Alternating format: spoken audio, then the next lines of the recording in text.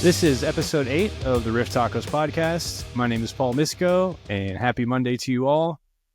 Quick reminder, if you're enjoying the show, please subscribe to the podcast on your platform of choice, leave a rating, like the episode, and please share it with a friend that you think would enjoy it too. Today, I am joined by my friend Guy Kozowyk, vocalist of the Red Chord and founder of record label Black Market Activities. How you doing, man? Thanks for coming on. Very good, man. Thanks for having me. Did I butcher your last name? Kozowyk. Kozowyk? Kozowyk, yeah. I was going to go with Kozowyk first, and I was like, I realized I never said it out loud before. I've only read it. You're good, man.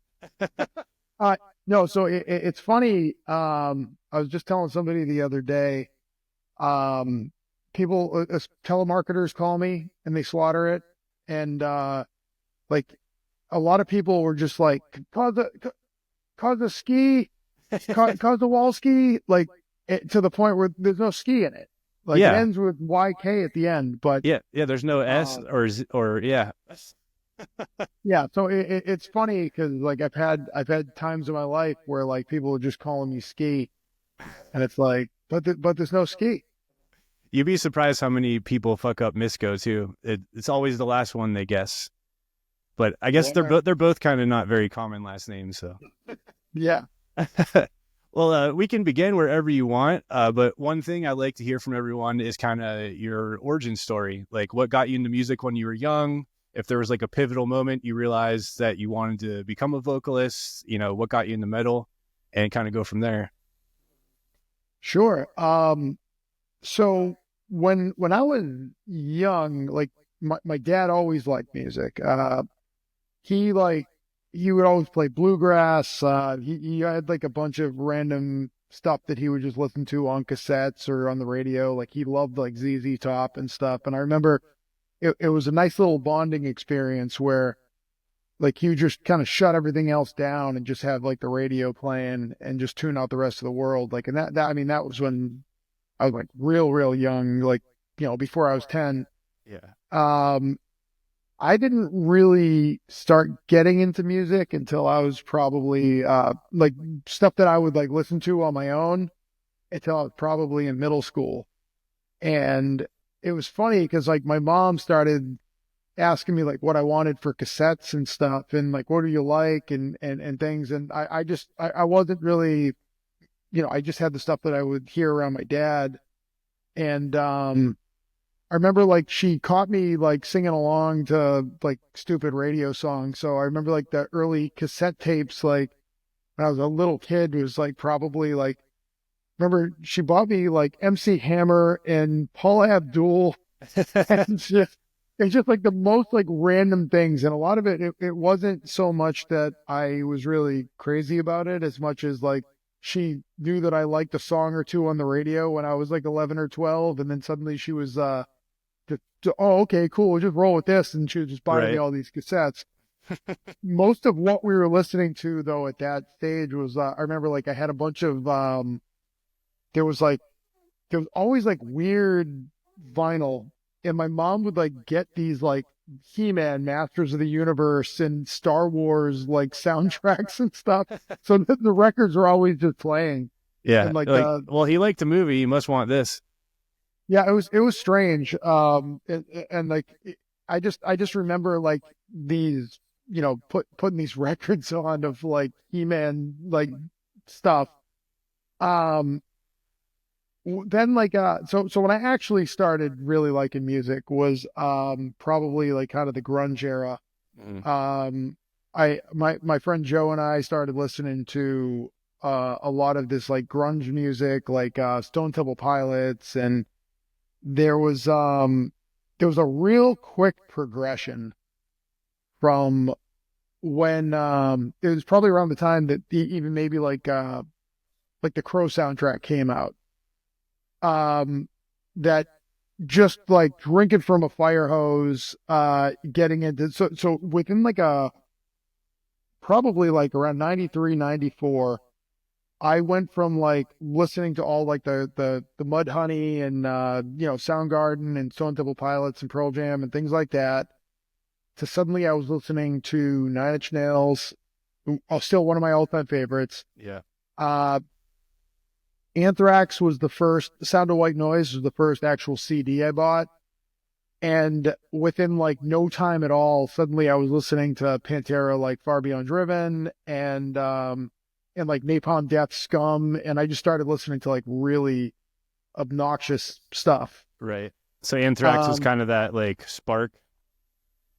So it was definitely like Stone Temple Pilots was probably the spark. And then I loved Scott Weiland's voice and they used to have like those BMG, like, you know, you pay the full price of one and you get 14 CDs in the mail. And I remember like suddenly I was like, I had Melvin's records and Nice. you know, Guar albums and stuff like that coming in the mail. And it's weird because like there was this like short window where like I suddenly was onto Anthrax and Pantera and like Rage Against the Machine was a big one. But within probably a year or two, I was like into like the early like metal hardcore stuff. Because it was suddenly yeah, like I'm just trying to think of the progression. Like on a local level, Boston had a lot going on. Right. And it was amazing. Like I got to see like a ton of these bands. Like I was starting to go out and you'd see like, you know, like Helmet was a big band for me. Nine Inch Nails was a big band for me, but like, you know, Downset and Life of Agony and Biohazard and, you know, suddenly like I'm at like, you know, 25 to Life shows and Blood for Blood shows. And then it just quickly became like all about the, like actual shows. The community around me, like Converge and Cave In and Cast Iron Hike and a lot of the early like Victory Records bands and stuff were, I mean, like the Cave In guys are like a year or two like older than me. And suddenly I was like 15 years old, like going to see like Cave In before Brodsky was singing like, oh, that's amazing. You know, little like Legion halls and stuff. And like that was, you know, like I wasn't old enough to drive and I'm getting rides up to like see all these like wild like local bands. We had like a really wonderful local scene from like the suburbs of Boston, both like in the North Shore where I'm from and then like up in the Merrimack Valley where like Cave In was from. And yeah, so like but it literally went from grunge rock to screaming metal hardcore. The first band that so after like my very, very first band, I started jamming with these guys in probably my freshman or sophomore year of high school, like 94, 95. My friend Jesse loved like Slayer and Megadeth and stuff like that. And he was like, oh, okay, well, I want to play this stuff. And he just kind of like plopped me into like his basement. And he's like, yeah, you want to like sing? Like you can't really do anything else. And I went, yeah, sure. So I remember like just kind of screaming without a microphone over all this stuff and without a microphone and like eventually I got a microphone singing through like a little like combo amp and stuff and trying to like figure this out. And it was just yelling as hard as I could to be heard over, you know, drums and things like that. And originally it was like, oh, okay, like my voice is naturally coming out a little bit higher and it kind of sounds like a little bit like Rage Against the Machine. Probably when I was about 14, I suddenly heard they had these samplers. They were called like, I think it was H-U-H. And they would do stuff on like Earache and Roadrunner and things like that. And at the time it was like a lot of like weird death metal stuff. And like, so bands like Cancer and Disincarnate. And one of those bands happened to be Suffocation. Oh, nice. And when I heard Effigy of the Forgotten, Legion of Inveracity of the song Legion of Inveracity on one of those samples, I was like just taken back, where I kept rewinding it and being like, Frank Mullen's voice completely just changed my life. Right. Like, how do you make that sound? Yeah. I was like, hang on a second. Like, you're telling me that is a person.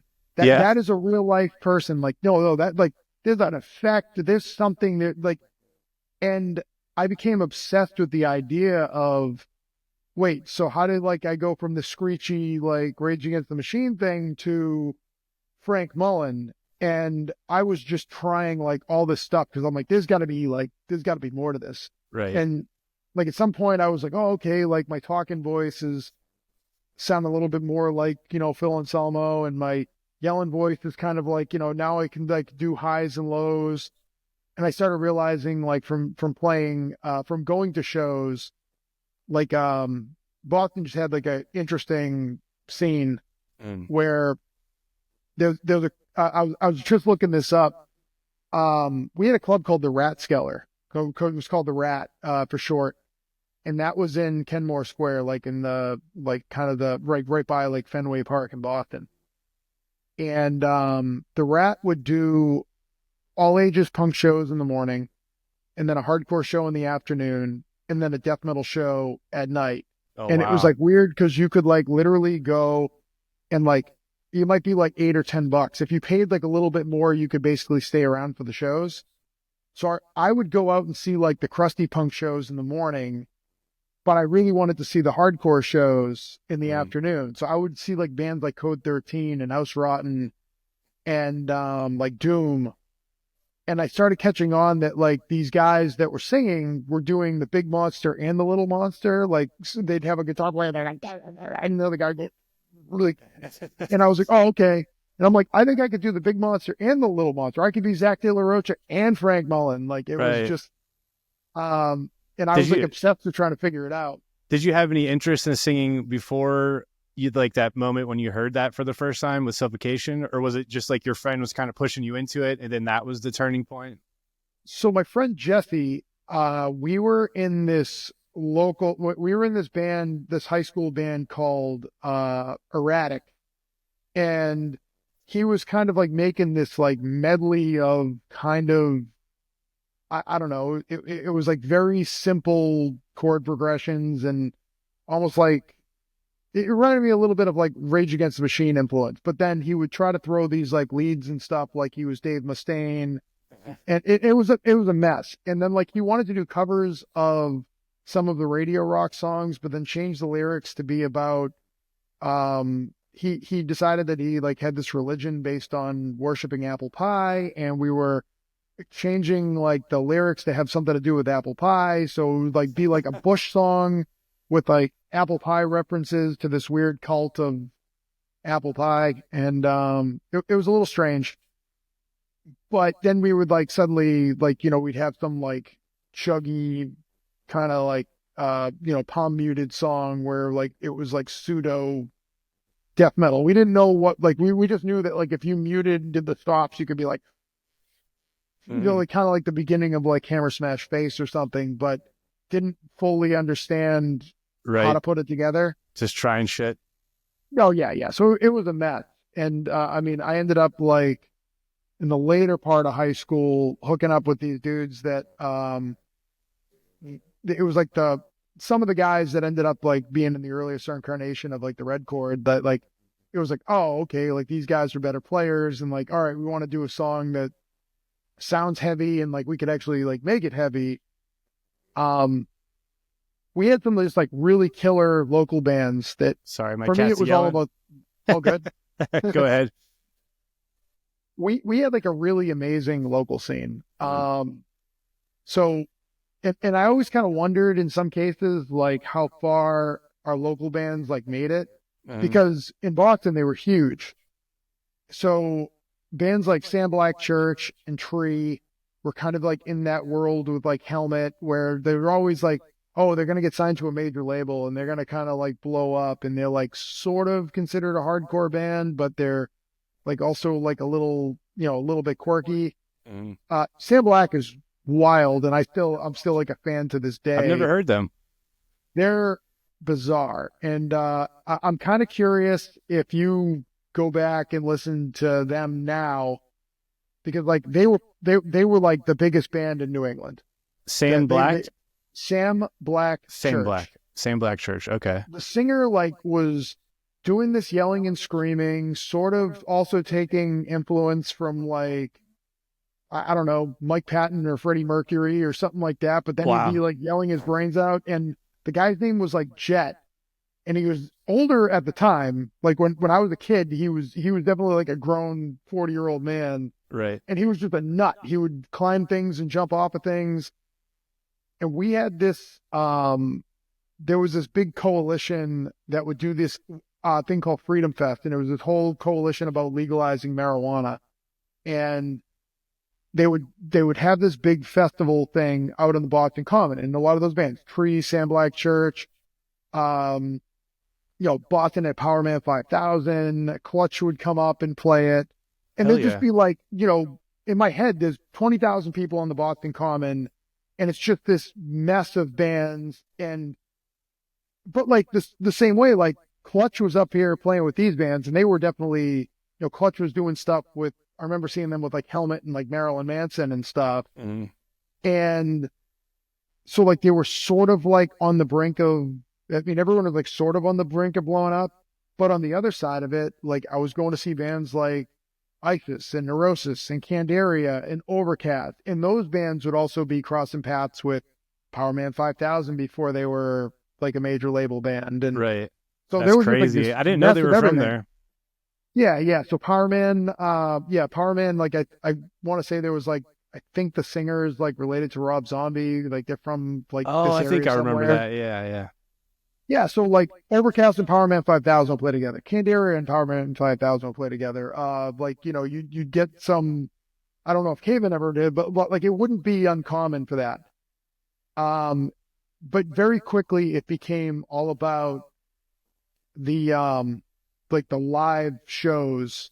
Yeah. And I was joking around recently, and like I was talking to somebody. I think it was like I did this interview at the New England Metal Hardcore Fest, where like when I finally discovered that I could do some of the death metal-y type vocals and started just like being obsessed with Disincarnate and Suffocation and things like that, I couldn't I just figured that these other bands like Converge or Blood for Blood or whatever that I was going out to see, because Blood for Blood was massive in our area too, and they went from like being like these small scary 50-person shows, and suddenly Blood for Blood was like the biggest thing in the world. I liked it all. Mm-hmm. I'd go out and see Napalm Death, and I'd go out and see AC, and I'd go out and see, like I saw Deftones play at the Middle East downstairs with like Downset and Orange 9mm. Nice. And it was like just one side of it, you kind of have that like the beginning of like the new metal stuff, right, coexisting with Marauder and 25 to Life and Crisis. That's crazy. And, Shadows Fall would occasionally come out, and it was just like everybody was kind of down for everything. In my head, these bands just hadn't figured out, they hadn't heard Suffocation, because otherwise, why wouldn't you try to sound like Suffocation? Yeah. Or at least sound like Frank Mullen. I was like, hey, 10-Yard Fight. The 10-Yard Fight eventually came like American Nightmare or Give Up the Ghost. I was like, did you know that your voice is it's possible to sound like Frank Mullen? And it didn't occur to me whatsoever that there'd be some percentage of the population out there, or most of the population out there, that would not necessarily want to sound like Suffocation. Yeah. Yeah. I don't remember the first time I heard something like that. It had to be way later, because I'm a little bit younger. I came in on kind of like the tail end of grunge when nu metal was kind of taking over. So I kind of started with Nirvana, Green Day, whatever. And then stuff was on like TRL and whatever at the time, Blink-182. And then I started getting into heavier stuff, Korn, Slipknot, and all that stuff. So I heard all this kind of shit way later when I joined Robinson, and Jeremy and Greg were like showing me other bands. And like, so I got into hardcore and all that late. So, it was interesting though, because, like, I guess I'm happy that I grew up when I grew up, because, like, I used to stay up late and watch Headbangers Ball. And, that was like, you have to sneak to the TV, and like your mom would get mad at you for staying up past midnight or whatever. And so, bands like Marilyn Manson and Korn and Sepultura and whatever, like, are all kind of like being in the same breath. But you're watching videos from Entombed and Crowbar and Danzig, and like, and Beavis and Butthead obviously blew up a lot of that. Morbid Angel, where it's like, on one side you're like listening to something where it's like, all right, yeah, like I think it was the first Korn tour that they had ever come through on. I remember they started playing Blind on the radio, and I got to see them at the Axis in Boston, which eventually Axis was a smaller venue, Avalon was a little bit bigger, and then they knocked it all down and it became like the House of Blues. But like Korn and like a 500 cap room coming through like on their first trip. I can't remember who was playing with them, but yeah, that's crazy. it was.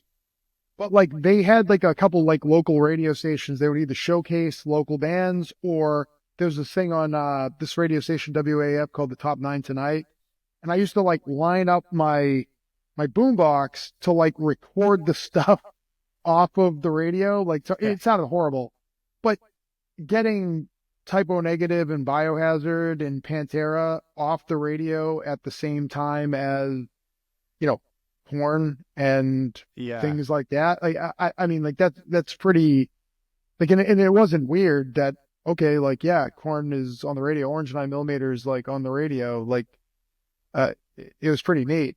Yeah. Downset, anger, hostility towards the opposition. Like, yeah, I remember doing the same thing, making tapes, then you're making copies of the copy, and they always sound shittier.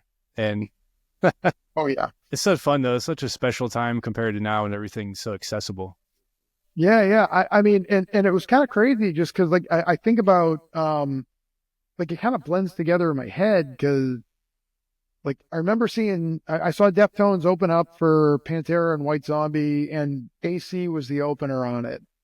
So AC playing right before the Deftones, like with no one knowing them, and then going to see the Deftones like in the downstairs Middle East, which is the 500 cap room with Orange 9mm downset, like and I remember at one point Chino holding the mic out, and no one knew the words because they were touring on that first Adrenaline record, and like you didn't know what the hell the guy was saying, but people weren't singing along because people didn't really know him. It was like this hype of like, yeah, I want to see this, like.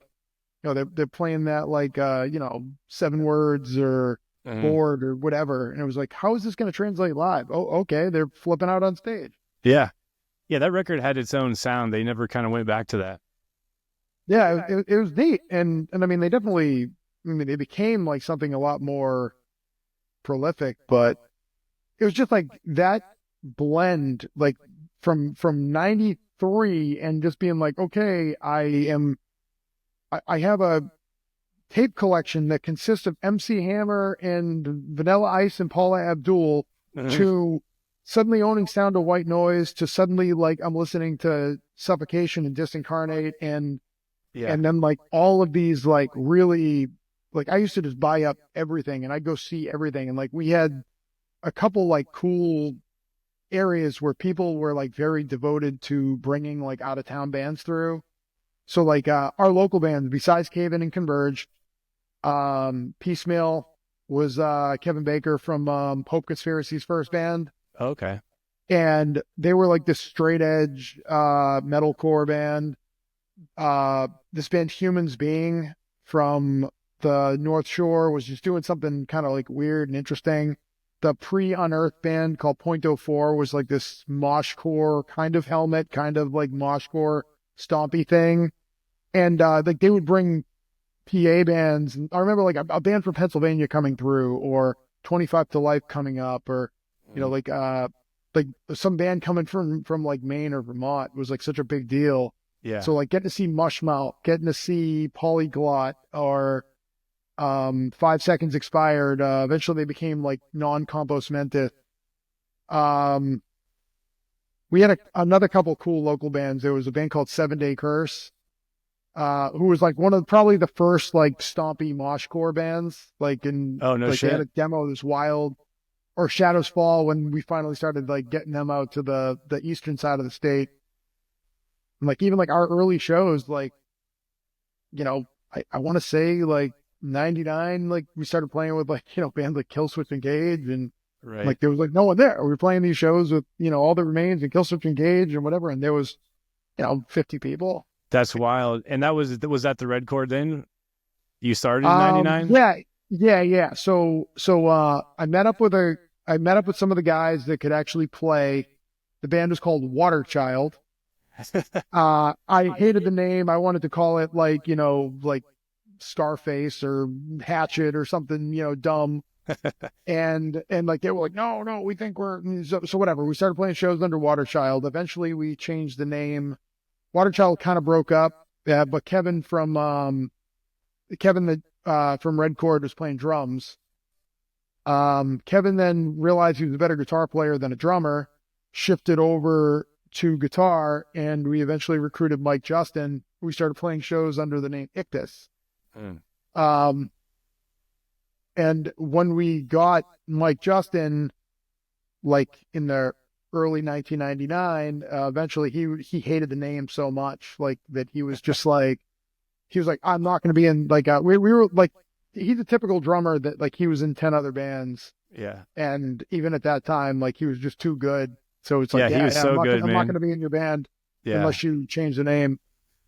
Like, all right. And drummers have that power because they're so hard to find to be that good for this kind of music. Yeah, definitely. They're so hard to find.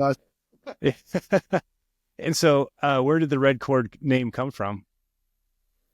I was taking when I was in college. I was taking a history of music class, and I was so bored with it that anything that like remotely inspired me, I would just keep asking like dumb questions about. So this history of music class, we started talking about like German classical music, and there was this form of music called like I don't know.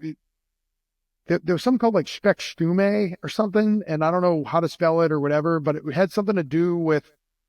It's almost like the concept of like Phantomas, where it's like there was no words to it. It was like a vocalist doing wild stuff with their voice and going like just following like abrasive patterns of like instruments. And I was like, ooh, I could do Big Monster and Little Monster and just make noises and not need words or anything. And in the same class that I was like getting obsessed with this Speckstumme concept, we learned about this play by composer. The guy's last name was Berg, and I think the play was called Wozzeck. And it was like the schizophrenic guy that wigs out and cuts his lover's throat and then wakes up and says, "My love, what is that red cord across your neck?" And he says C-O-R-D, but I was like, we'll make it musical, C-H-O-R-D. Right. So like at the time, like, I was just like writing stupid possible band names like on a notebook and stuff. And I remember like going back to practice and being like, well, you don't like Ictus.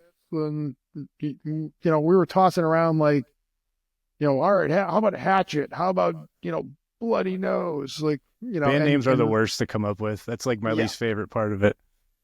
Yeah. So eventually it turned. I always loved the Red Chord. I think that's a cool name. It sounds strong. It looks cool in the logo. Hey, buddy, you want to say hi? Yeah. What's up, cat? Quit walking across the desk, please. But yeah, man, and it was exciting because, in my head, like we got to play, we played a couple shows as Waterchild. We played like, battles of the bands as like Ictus, and definitely played like a couple like shows that, we started like I remember people seeing us and being like, oh, like this is better than I expected it to be when we were Ictus. And, and then like when we got Mike J as like our secret weapon, it was like starting to get to that really like ignorable point. Right. But like one of the shows I played in Ictus was at this Winchester, Massachusetts, like Battle of the Bands. And like, I mean, the bands were all over the map. There's a ska band and there's like, funk bands and all this other stuff. And we're just like, those things are always like that. You're like, what the hell are we doing here? Yeah. But it's fun to scare the shit out of people who don't expect it. Yeah. Well, one of the bands that happened to be playing was a band called Sheol. And the singer of Sheol was one Mr. Michael McKenzie, Mr. Gunface.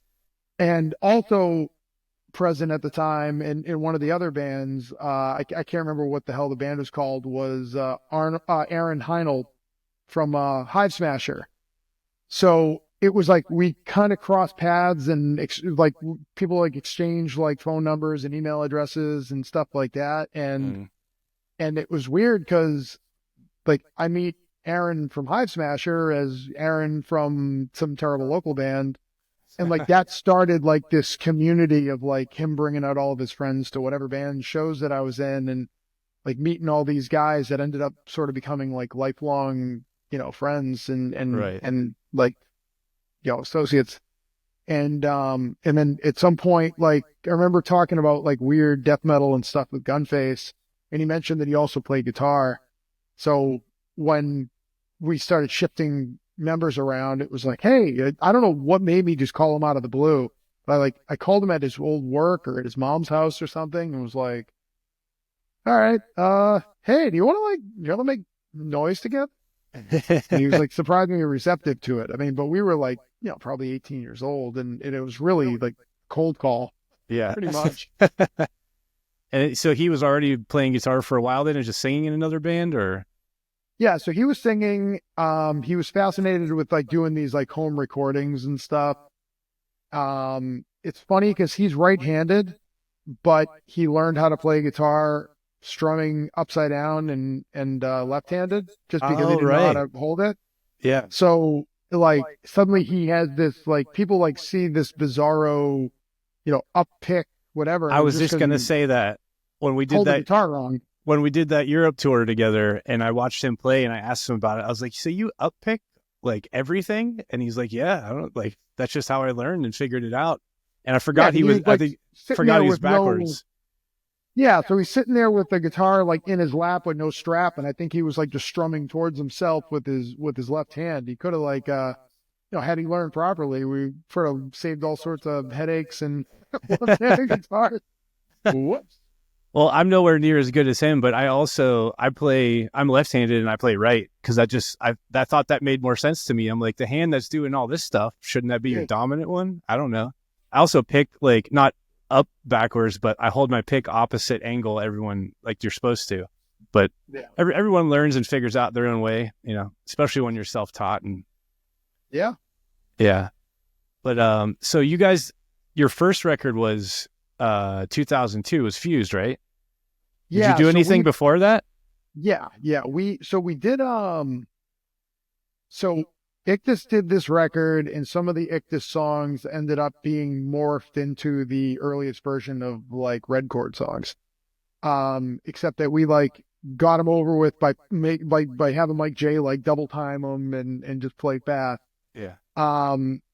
We did a 3-song demo in 2001, and we did a tour on it, which was like, so basically we came out of the ashes. So Mike was in 3 bands this summer, Backstabbers Incorporated, where he was the guitar player, I didn't know that. Saba and the Holy Hand Grenades, who had a pending record coming out on Robodog Records. And he was doing the Red Chord.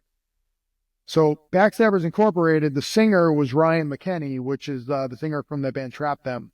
Oh, no shit. Yeah. Amazing. So like Mike was in the prior band, they were called Life Passed On, and like they were just angry. Like Ryan's like one of the best lyricists like ever. And he just has he just sounds so believable. Like when he sings, he's just so pissed off. Yeah. And we just had this like community of like these angry like local lunatics. And another band I'll just throw out there besides like 7 Day Curse and we had like Hydra Head Records obviously putting out a lot of stuff and doing like all this like bizarro noise stuff. But there was also a band called Eternal Suffering, which was like from the southern part of the state. And they were doing like basically slam death metal, like in the vein of like Internal Bleeding or something, but they were like our Massachusetts version of that. Okay. And we were like coexisting and playing shows, and like those were like our buddies. And it was interesting. Like one of the first Red Chord shows was with Eternal Suffering, Blood Has Been Shed, Undying. Shit. I mean, like everybody's within a year or two of each other. And right. I always loved Blood Has Been Shed. That first record, so fucking heavy. And I was like, well, what the hell did they do in that recording? It sounds like there's like a constant 808 underneath it. Like, I was always jealous of that, but I love that band. Yeah. Yeah. So, I mean, we we just like Is that really 3-song had a lot of demo great out there stuff. somewhere? Probably. I don't know where it is. I've been trying to find it, but essentially Backstabbers Incorporated tried to book a summer tour. They bought a school bus. Couldn't understand why they paid $1,200 for a school bus and it broke down on the way to the first show with no maintenance. Like, Oh man, they were just, oh, can you believe this guy ripped us off? He sold us a school bus for $1,200 and it didn't make it. It was like, yeah, that sounds like accurate. yeah. So they kind of like imploded in a big way. And then Hasane Saba was going to do, so Hasane Saba was like really getting some, like Robodog Records or Robotic Empire Records, whatever, like had this like interesting groundswell around them where they were essentially playing in this like noisy emo, screamo, like Hasane Saba was playing with like bands like Orchid, Joshua Fit for Battle and just stuff like that. Page 99, Right. kind of coming out around the same time. And something happened where Hasane Saba imploded. I remember I threw my name in the hat because the singer quit, and I was like, yeah, I mean, I'm not doing anything. I'll just, and then I was going to sing for him, and then it just didn't work out. They were like, no, we're just going to cancel this tour. And then the bass player from Hasane Saba who booked their tour, all these bands, they didn't just say like, yeah, let's book a weekend. Like they were like, yeah, let's go on tour for like 5 weeks. It's just complete like lunacy. Yeah. So the bass player from Hasane Saba in the summer of 2001, I'm a junior in college going into my senior year. And, over the summer, he says, our bass player, Adam Wentworth, left for a brief period of time. And he said, I have like some connections that I could use here from the Hasane Saba tour. Do you want to just like go and do this tour? And like basically we'll try to like piece together a tour with like anyone that we know. And like we were already playing we had been playing shows with bands like that were like Phobia and Circle of Dead Children. Creation is Crucifixion was like another one that like kind of like in that world. And and then like we became buddies with Cephalic Carnage, Burnt by the Sun. And like we were already playing this stuff. And then like we take the show on the road instead of just doing like New England shows. And we did this run down to Florida and back, and we met up with the highlights were like we played a show with a couple shows with Curl Up and Die and Sick. Maharaj. I love them. One show was in Florida. We played with 18 Visions, and Brandon Chapetti from Bleeding Through was guitar player from 18 Visions. He really like took us under his wing and eventually put us on our first tours. But we like crossed paths with like, Circle of Dead Children, the Dream is Dead, just so many like cool bands like Yeah, that. that's that amazing. We just, and like a lot of those shows, like there was like no one there. It was just that like amazing, like, cause even when we played Furnace Fest in 2022, how many people were like, I saw you guys in this venue that no longer exists. And it was like from 2001. So you really like, life's too short to be an asshole. You never know who's Right. going to actually be there. Yeah, that's great. Like all those names to picture like these empty shows, because like everyone you're throwing out there is just like they're huge or they were huge at one point. Like it's so cool.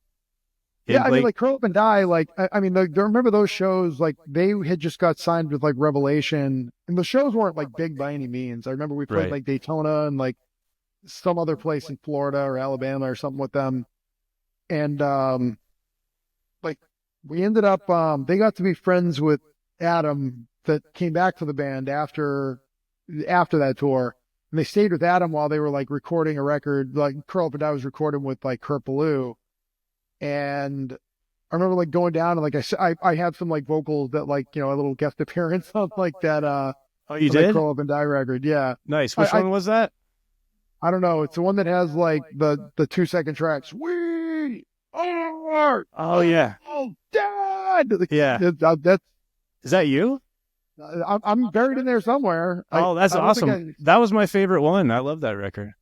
Yeah. So yeah, they were staying at Adam's house, and I would go down and like hang out and eat food and make noise. Like, That's super here and cool. there. I had no idea. Fun facts. Yep. You've been doing a lot Yeah. of guest spots last couple of years. It's awesome. Yeah, I mean, it's like there was a point where I was just like, yeah, I'm not really doing anything, and then like I just started just kind of saying yes to everything. So, Yeah, it's but fun. The See You Next yeah, Tuesday one, that video you guys did is amazing. Yeah, I was supposed to come up and help shoot that, but I couldn't because my truck shit the bed, and I wasn't going to have a new vehicle in time. And I was like, I'm going to have to rent a car and buy a new car. I was like, I can't spend that much money right now. I'm sorry, guys, but I'm yeah, bummed. I caught that during your interview with Jimmy on that, and yeah, like so what was funny. So I've known Fox for a long time, and and like so he had asked me like, hey, would you like you're doing all these guest things, like would you do some guest vocals on See You Next Tuesday? And it's like, sure, man, whatever. So he sends me the tracks, and it's like just kind of like one long song, and he's just like, yeah, yeah, and he sends me like the lyrics and like tells me where to punch in. And I wasn't really picking up that it was singing in three different songs. I was kind of confused. And then at some point he starts being like, I'm sure you know by now that the lyrics were about X, Y, and Z. And it's like, uh-huh. No. And then we were lining up those shows with Pig Destroyer, and like I was pushing like when it originally just Red Chord and Pig Destroyer, and I was like, dude, like let's try to add a band to this. And like I started like throwing in See You Next Tuesday's name. And when Fox started talking about the video idea, it was just like it's just like, yeah, man. So like, I'm sure you picked up from the lyrics that like, you're kind of like Gandalf in this equation. And I'm like, huh? Like, Didn't totally get blew that my at mind. all. No, no. And then he's like, listen, man. So you're gonna like, you're gonna be like Gandalf, and like, I don't think that he said, hey, the song is about Lord of the Rings. I think he just started just throwing in like, Mordor or Gandalf. Like, and I was like, uh-huh. I tell you what, I'm going to be there. Why don't you just tell me where to go and what to do? And then like when he's like, yeah, but like there was so much just weirdness with it because, it's like, oh man, we're having a hard time finding the wizard costume. And like, I don't know if he wasn't explaining it right, or if I just like, if it was just going in one ear and one right at the other. Cause I was just like, uh-huh. Yeah. Wizard costume. Okay. What? Yeah. Wizard. Yeah. Cool. And and then it was funny because they couldn't find this, like, I guess they're looking for a Gandalf costume, but they couldn't find a wizard costume. So some dude showed up to that Detroit show dressed as a wizard. Oh, no And it was shit. like, oh, cool. Like, so then like they arranged like, hey, if we trade you some merch, can we borrow your clothes? And What then are the Fox odds saw of this, that? but then he saw it and he goes, no, dude, that's not Gandalf. That's Merlin. That's not an acceptable wizard. And but like and he kept running over to me and giving me these updates as though I had any idea what the hell he was talking about. He's like, oh no, man, there's two Merlin and Gandalf and blah blah blah. It's not gonna work. And I'm like, just tell me where to go. Like, just, literally, I'm here. I'm selling merch. Just put me somewhere and I'll do whatever you want. I'll wear whatever you want. That's so And fun. I remember he told me, he's like, this song is about, I think it's the story of what happens in the third movie, Return of the King. And I'm a huge Lord of the Rings fan, so that I was even more bummed. I was like, God damn it. And then I saw Jimmy in the spider outfit, and Rick was Gollum, like like jerking off a thing of crackers, squirting it with his mouth.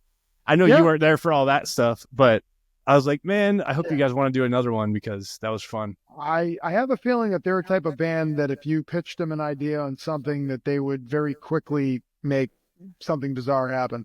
Yeah, they're good at that shit. Yeah. So one thing we haven't touched on yet is Black Market. Yes, Uh, sir. at what point in all of that did you start thinking I'd like to start a record label, or how did that come about?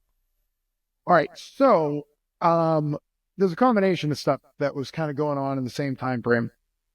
I went to college, and I became interested in like, booking shows and, playing promoter. And I say playing because I never made any money as a promoter. I'd always find bands that were on tour, and essentially it was like the DIY spirit of okay, how do I book a show and get my favorite bands or just cool bands to kind of come through the area? And in some cases, it was like trading a show with the Red Chord for, a show in another area. Okay, well, I'll do a show for Calabas or Harakiri or like one of these Willow Tip bands. And maybe when I go through Rochester, New York, they'll do a show for Red Chord. So I was working as a music director at the radio station, and I started kind of like rubbing elbows with all of the other like the people that were doing the radio promotion for Metal Blade and for Necropolis and Century Media and things like that. And then at some point I started like kind of using the college time to promote some of my own band to like these labels. And I started coming across like other bands, like, cause I was going to school for public relations and marketing. And, at one point I was like interning for, a booking agency, like, the Kenmore agency was like originally Matt Galley that books all these huge bands and Matt Pike that booked like, Converge and those guys. And I remember like being like, all right, Backstabbers Incorporated is amazing. They had a record that was recorded by their friend, like in some little like mom and pop studio. That friend happened to be a guy named Josh Wilbur. Josh Wilbur, who went on to record like Korn and A Day to Remember and Wow, things like that. yeah, I didn't recognize his name right away, but holy shit. Yeah, so the first I did like Lamb of God, I maybe like Trivium and all that stuff. Like, but one of the earliest things, he's a New Hampshire-based guy, and he records Backstabbers Incorporated. So while I'm pitching the Red Chord at different places, I'm starting to grab some of my friends' bands and be like, hey, Revelation, I'm talking to your radio director about this. Why don't you check out this super angry, amazing, hardcore record? Like, you got to check it. And like, so now like, I'm kind of like soliciting these labels, like, and doing like early things, like, making a one sheet and basically like sending it out and pitching my friends' bands as like, why don't I help you get signed to a label? And I was having a real hard time, getting traction for a lot of the stuff that I thought was amazing. And in the earliest part of all that, eventually Red Chord started catching on and getting some interest, especially the following year. But I remember telling Ryan and Mike Justin and Ryan McKinney that if I ever had a label, this would be the first thing that I put out. I put out Backstabbers. Like, this record is awesome. The Bare His Bones album. This record is amazing, and this sounds so good, and I want to do it. And I just had so many doors like shut in my face, like even just soliciting like, some of the local guys, Bridge 9, Hydra Head, all that stuff with the Red Chord, and kind of like eventually Robodog Robotic Empire like stepped up and agreed to like, we figured it out. But like I just had so many like doors shut in my face that I was like, well, is there a way to do this? Like, is there a way to actually like fuck it, I'll make my own door. Yeah, pretty much. Cause a lot of the bands like were just that. It was like, if you were a hardcore band, you had places to go. If you were a death metal band, you had places to go. If you're a black metal band, there was some community, but it was like very seldom that there was like the label that was for everybody. Like Relapse sort of had that, like, which like, Robodog and Black Market and stuff like that. Like, we were all like, the junior versions of like Relapse. Relapse had this weird thing going on. Everybody was like Hydra Head Junior and Relapse Junior. But if you didn't get in with Relapse or Hydra Head, you were kind of like in purgatory. Like maybe Willow Tip had that thing going on. But like we were more like, it was mainly like the hardcore facing version of like what Willow Tip was doing. And at some point it was like more like out of necessity, like where I started being like, okay, like what can I do here? Like there's clearly like Red Chord's picking up and things are going all right. And and like we started like gaining some notoriety, but like Roadrunner wasn't going to pay attention. And I mean, eventually labels caught on once we started like really like blazing our own trail. Right. But yeah, like I got together the first 3 records. I had just finished college. Deadwater Drowning, Backstabbers Incorporated, BMA #1, and Founded Hanging. And I was like, God, these I are love difficult Deadwater listens. Drowning so much. Yeah, Deadwater was like Red Chord Jr. and very much like I was like, okay, if I can get these in front of people that are listening to Red Chord, Yeah. this will pop up. Founded Hanging's definitely more difficult. Backstabbers, you know, it's abrasive hardcore and it's awesome.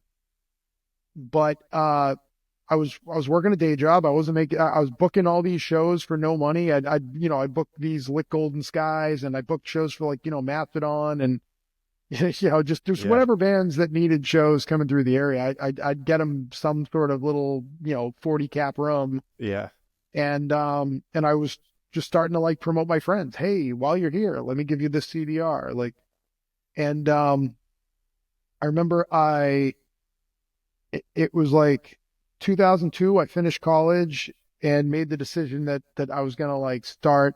Now, between 2001 and 2002, we had this little event called 9/11 that started right after we did our first tour. And it was just like, holy fuck, like, like it was weird. But when I finished my senior year of college, like we were like, okay, how far can we take this before I go back and try to get my master's or my law degree or whatever? And I remember like I saved up some money and I was like, well, I could almost pay off college because I was just working full time at this little like pharmacy place. And I know what's going to happen if I pay off college. Like I'll just be debt free and that's good. Or I could basically like, roll the dice here and try to do something that I've always kind of wanted to do, which is like this marketing, PR venture, and do the first 3 black market records. And that was the off to the races. And the next records were From a Second Story Window and Psyopus, and it was just like that beginning 5-piece of the catalog. That's was like so cool. The groundwork of everything, and it was like a lot of just like, all right, cool. Well, how do you do a label? I don't know. You're going to try. Yeah. I mean, when you're in those situations though, where it's like, I could take a risk on something I really want. You have the money, the opportunity, you're young. It's like, it's almost always the right move to just fucking go for it and try it. 'Cause you may regret it later. And, regardless of what happens, it's a great learning experience and you went for it. And that was one of the labels you wanted to be on back then. If you were a band in our genre, like that name was just like black market. Oh, there's Ed Gein and Animosity and like Fastwa, and like it was just so cool. Where did the name for that come from? So the beginning phase of the label, it was like we had this wild idea that it was not going to just be a label. Like so Adam Wentworth, that was in Red Chord, the bass player that left and then came back or whatever. He's a graphic designer, and he was like my best friend at the time. He's awesome. He came up with black market activities, and like we just love the idea that we, instead of being like black market records or whatever, we were playing off activities being like this all-encompassing thing instead of it sounding like what everyone else is doing. Yeah. So that's cool. Yeah. So in the very beginning, we wanted to do it's not really like a 360 deal, but it was more on the premise of we wanted to have it be a label, a CD or record distro. So like we're like a traveling store or possibly like an online store, the way that like Relapse was doing it. And then we could potentially even like, trade off albums with some of these other labels to try to like get it more visible. And then it'd be like, all right, cool. Instead of selling 3 records, I could have 10 other records like in a collection. And then if I have a whole box, it would just be like, all right. And then Adam was a graphic designer. So we wanted the idea of like, okay, cool. You could have somebody come in and get full service ad work and have their record look super professional and amazing. And we'll actually like, try to solicit like other labels and other brands and stuff like that to hire him and kind of like fund things in a different way. Now, the X factor that was really different at the time was a guy named Mike Gein, that was in a band called Premonitions of War. So Mike was at that, he was at a company called Lumberjack Distribution out in Toledo, Ohio. Now, Lumberjack was distributing Robotic Empire and Ferret and Trustkill and all these other labels. So I had a guy working there, and Mike was also running a screen print shop. So when we kind of were like, all right, well, what can we do here? I'm doing these 3 records.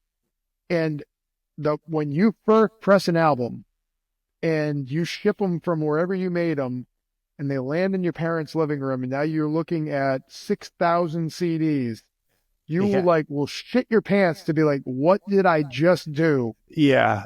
Like what in the world just possessed me? Because now, like, how am I going to get rid of all of these albums? Like what, like, and I remember like at the time, like I was like shipping out as promo, like somewhere between 1,000 and 1,500 CDs per every record. Wow. So it was just insane. Like I was like, all right, cool. Like, all right. Like, I think the very first wave I was doing like less than that just because it was like so significant, but it was like, all right, cool. This is like, I'm going to try to like, Adam's going to make it look professional on a 1 sheet. It sounds professional because like I'm working with some guys that really knew what they were doing, and I'm going to like try to use some flowery language. Mike is working at a distributor that actually can like kind of put the stuff into stores, and we can offer bands when they go on tour like really good t-shirt pricing and stuff. And yeah, I mean it was like we just had this like cast of characters that even like the very, very beginning of Second Story Window was like through that in Psyopus was through that like Lumberjack arrangement. Okay, yeah. And yeah, and we were just like, all right, yeah, cool. And my mom was losing her mind because she's like, what did you do to my basement? And like, what did you do to my shed? Why do I have like CDs? 6,000 CDs show up. Yeah, no, don't worry, it's gonna be fine.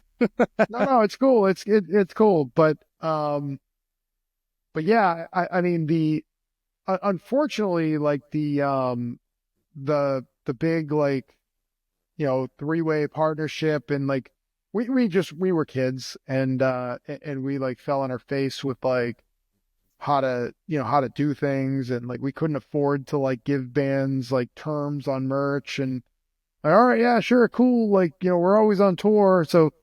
But I mean, like Premonitions of War was like kind of like in that weirdo circle of bands that we were like traveling around with. Yeah. And like the early that early stage, like we were like hooked up with just like all these like-minded weirdos between the Buried and me, and Premonitions and Red Chord, and eventually like we like kind of adopted A Life Once Lost and Black Dahlia Murder into like our little circle of friends. Right. That's so cool. I think Joe has told me before when you signed from a Second Story Window, obviously before I was in the band. But can you go into a little bit of that, like how you came across them? I think you saw them at a show somewhere, right? Or yeah, I can't remember if they passed off a demo at like Hellfest or where exactly I had encountered them, but it was just like one of those things where I wanted the Black Market roster at that point. I had this like vision of, all right, like Red Chord is busy and we're staying busy and we're just road warriors. And I wanted everybody to like kind of follow this like road warrior concept.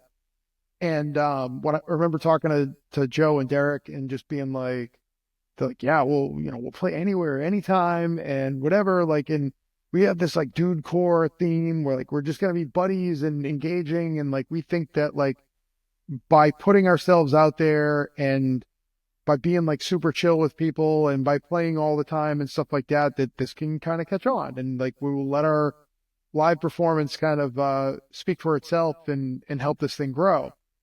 And I mean, talk about like brand ambassador, like that was everything that I wanted to see happen. Right. With like my band of metal warriors. Yeah. And eventually the the good thing was that as Red Chord signed with Metal Blade, and as like my little like partnership with the guys and stuff was kind of like with the other two partners are kind of like falling apart.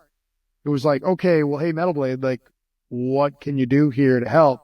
There was a lot of confusion because people thought like that bands were signing with, like, it was just like, no, you have an arrangement with me. Like, I'm just going to be trying to like put this through the distribution channels Right. of Metal Blade. And people are like, no, you're an imprint. It's like, I don't know what that means. Like, like, Yeah. no, like, I mean, I'm no longer storing CDs at mom's house. I'm shipping it to like, a warehouse in some place. And I'm utilizing an extra step. Like, we still had some degree of distribution through Lumberjack.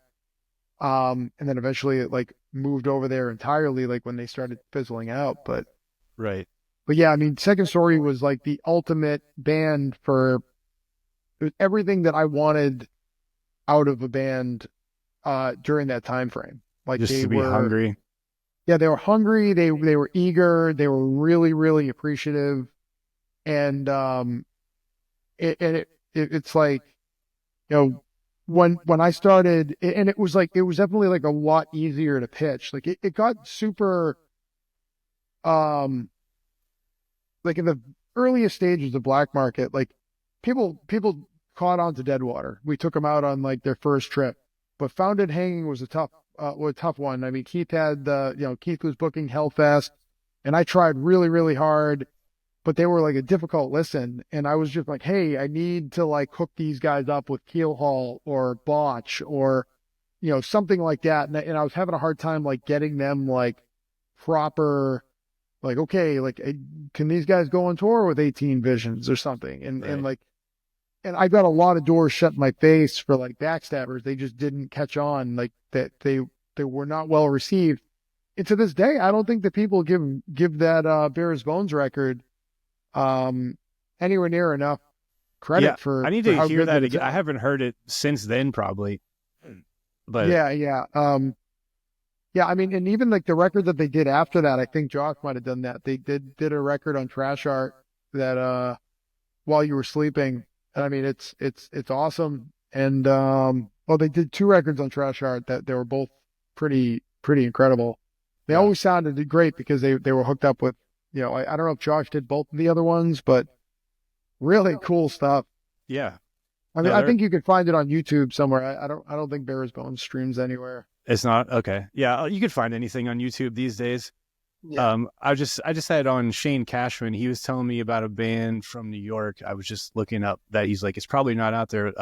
Was it When Dreams Die? What was I listening to? Of course, it's gone off my YouTube here. But they were a band that he was like, I think Every Time I Die kind of took influence from this band. I heard it and I was like, oh, I hear it like right away. They're from somewhere in New York out there, but of course. Yeah, I mean, Every Time I Die was another band that we were crossing paths with all the time during that like initial wave, 2002, 2003. And I mean, they definitely had a lot more success than we ever did, but we did some sort of like lengthy tour with like Every Time I Die and High on Fire, and like the Chariot popped on to some of it. Sick. Yeah, I loved Every Time I Die. They were one of my like go-tos, like them, you guys, like Norma Jean, Poison the Well. Like that was kind of like my introduction to this world, like through Joe coming out of the new metal stuff.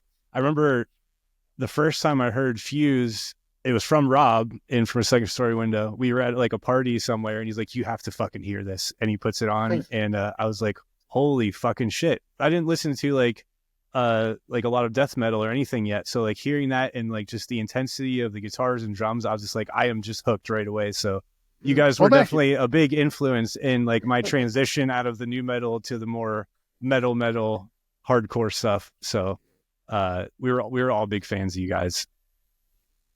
And it was funny because like we did way more.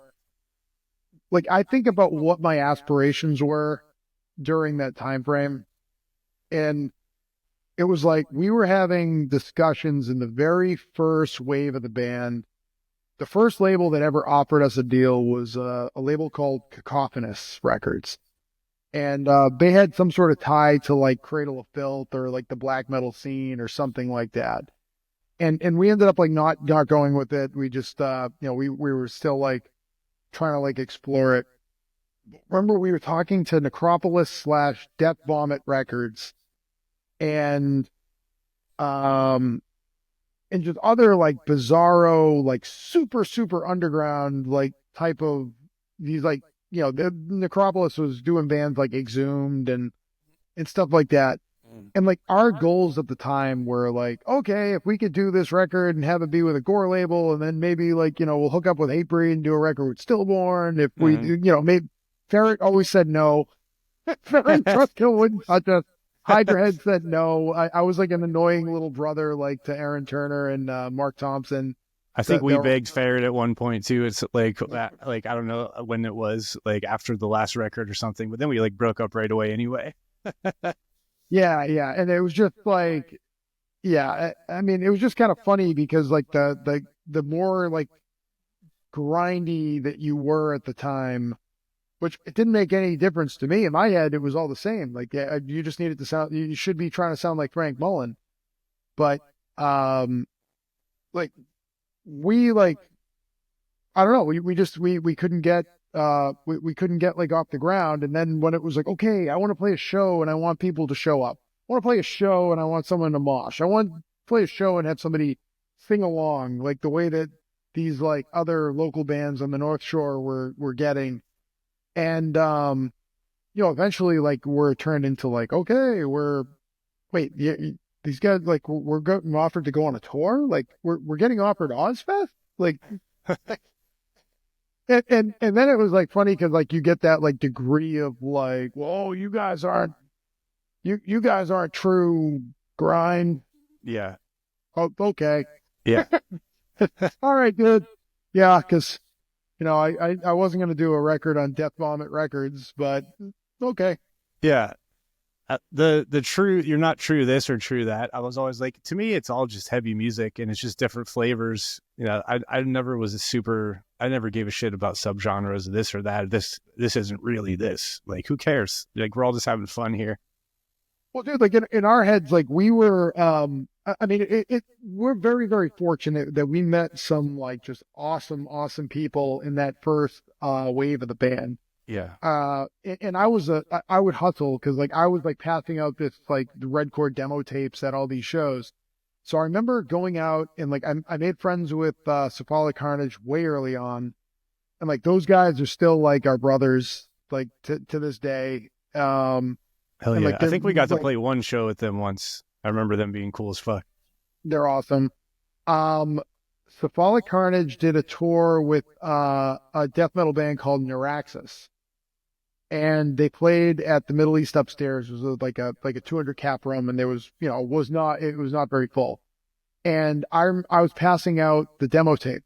The drummer from Neuraxis is a guy named Alex Arian, who eventually sang and formed Despised Icon. Oh shit! Okay. But he was drumming for him, and like I don't remember what year that was. I mean, it was definitely like 99 or 2000 or like something in there, because we hadn't toured yet, and like so we ended up like becoming like buddies with Alex, and I remember like eventually him being like, hey guy, like I have this band called Despised Icon. I've been listening to your demo, and and it's just so interesting and awesome that we made these like connections with those, with those groups, and we were like kind of rubbing elbows with like these real like high caliber human beings and high quality bands. Yeah, dude, fucking everyone. You're like an encyclopedia of this shit. It's awesome. Yeah, I mean, it was interesting because I was doing a lot of the booking, and it was, pre cell phones and stuff like that. It's like I had people's like phone numbers and email addresses and addresses and stuff memorized.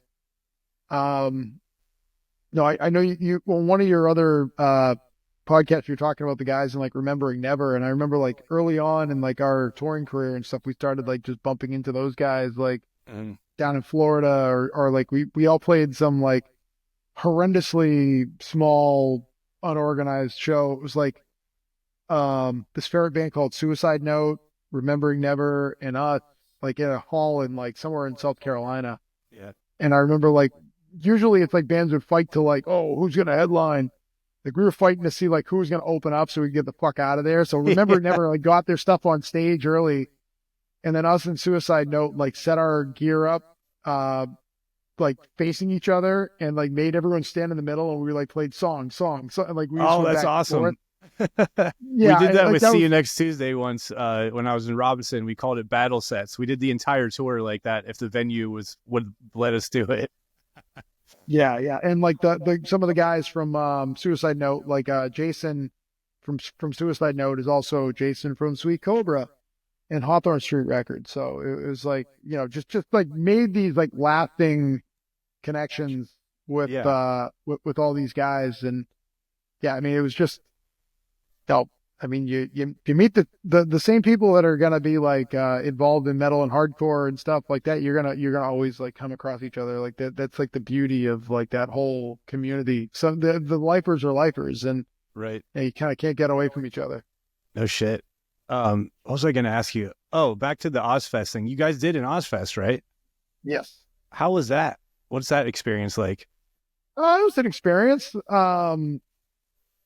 So I mean, Ozzfest is bragging rights. Yes. And that's like where like it's never not cool to play to a shitload of people. It's also never cool to play at 9 o'clock in the morning. Right. And, especially when like you're, like a blast beat band, like there's definitely stuff that gets like kind of lost in the translation of like playing in an outdoor venue at 9 o'clock in the morning. Right. What year was that? 2006. Okay. So, I mean, in some ways, like, I guess I wouldn't change anything, because like I look at it and say, I was hoping when I started this band that we could do, like difficult death metal, grindcore, hardcore, and play to people. And, eventually like that something could kind of come of it. We could do a tour. We could have people moshing and singing along. And somehow the expectation got like that, like went to the moon, and we were getting offered like one of the biggest tours at the time. Yeah. From a financial standpoint, it was a disaster, total Oh, disaster. I'm sure. Absolutely not worth it, and so many levels. Did But they have like, how many stages did they have? Like, were you guys on a middle stage or a small stage or? so there was two stages. You like in Ozzfest was like the Ozzfest and Mayhem had a very similar. So we did Ozzfest in 06, and Mayhem we did in 08. And we did Sounds of the Underground, or part of it, like the year before. All very similar setups. So you have like two stages in like a parking lot or something, and like one band to play, the next band to play. So there wasn't much downtime. It was just back and forth. And then at some point there's like a set time where like the mini like sub headliners would be. So like Ozzfest had like Norma Jean, Unearth, Bleeding Through, Atreyu. I can't remember if Black Label was on that, but yeah. So, but like those bands were all set, and everyone else was like rotating. So we did. Can you hear her barking in the background right now? Or Yeah. It's all right. yeah, she's a pest. Hey, come here. What are you doing? So yeah, so yeah, like we were going back and forth with the year that we did that was like with Full Blown Chaos, who we had known and played shows with for years, and Walls of Jericho, same sort of ball game, and Bad Acid Trip was on it. And then like the headliners were like System of a Down, Disturbed, I think Dragon Force was on that, Mastodon might have been.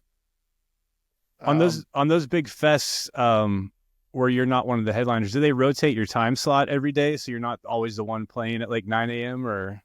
Yeah.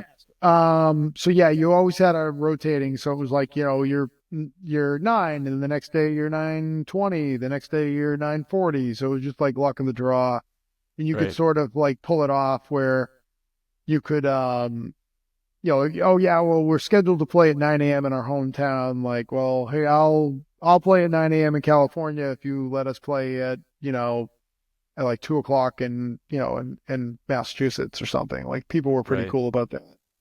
Yeah, we opened the main stage at Furnace Fest last year, and that was probably our biggest show ever. But we weren't sure what was going to happen because we didn't know till late which stage we were on, what time we were on. Yeah. And I think that was October 4th. We played that Friday. We didn't find out till September, like when the hell we were playing or what, because we were like we need to know, like, should we fly in the night before? Do we playing later that day? And we're trying to figure out all the logistics.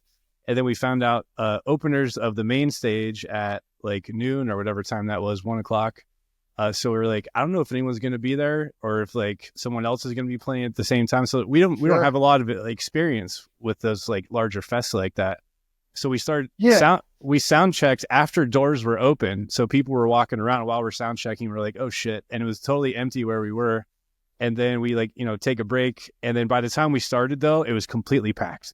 Like 2,000 people probably. It turned out being the best it could have. It was amazing.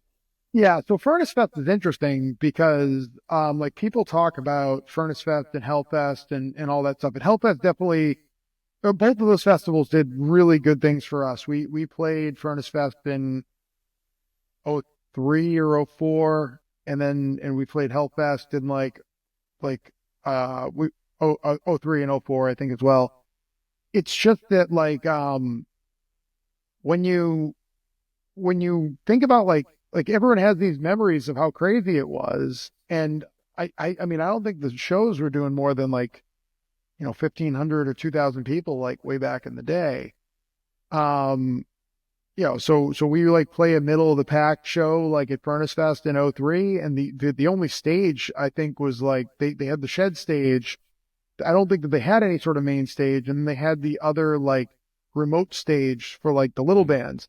So when Second Story had played because I want to say Second Story might have done the same year that we had done Furnace Fest way back in the day. It was like they played like the little stage and we played the shed stage. Yeah, wasn't it like a semi that you're like playing on a semi bed or something? They like turned into a something stage. Like that. Yeah, they like pulled it up.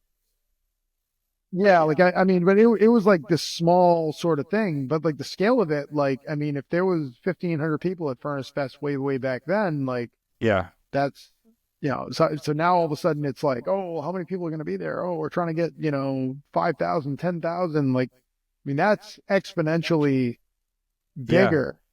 I think I saw it was like the total attendance is definitely over 10,000 for the whole weekend or something like that, which is crazy. Which I mean, that's just like that's a testament to how much the scene has kind of grown. Yeah. Because like way back when, I know when they moved Hellfest from Syracuse to New Jersey, it definitely got bigger and like a little bit more, there's a little bit more expectations in terms of like how professional it was going to be. Right. Hey, you guys have to have insurance for your venue, and like what? You can't wing it. But yeah, I mean, it's a whole different ballgame right now. Did you guys do one of the most recent Furnace Fest too? 2022, yeah. Okay, yeah. I thought so. Yeah, that was really fun, and I think we needed that as like this 15-year gap, and then we come back, and then getting something of that size, and then having a great crowd for it, like that really. And it was Will's last show too, which was like what better way to go out, because we don't know how long we're gonna do this reunion run, but yeah. And then so last year we did those two songs, put those out with Black Market, which was the first thing you've put out since reopening it, or whatever you like so to call I did the reissue of Fused Together and then the 7-inch, and just trying to figure out what exactly. So I've always wanted to do some stuff with the label again. I have like a very love-hate relationship with vinyl in general. Yeah. Just because like all these labels are jumping on board right now and be like, oh yeah, vinyl's hot, and if we make whatever, we're gonna juice people. Like, whereas like I still have records from back in the day that I'm like sitting on, like where like vinyl was like it was kind of like cumbersome.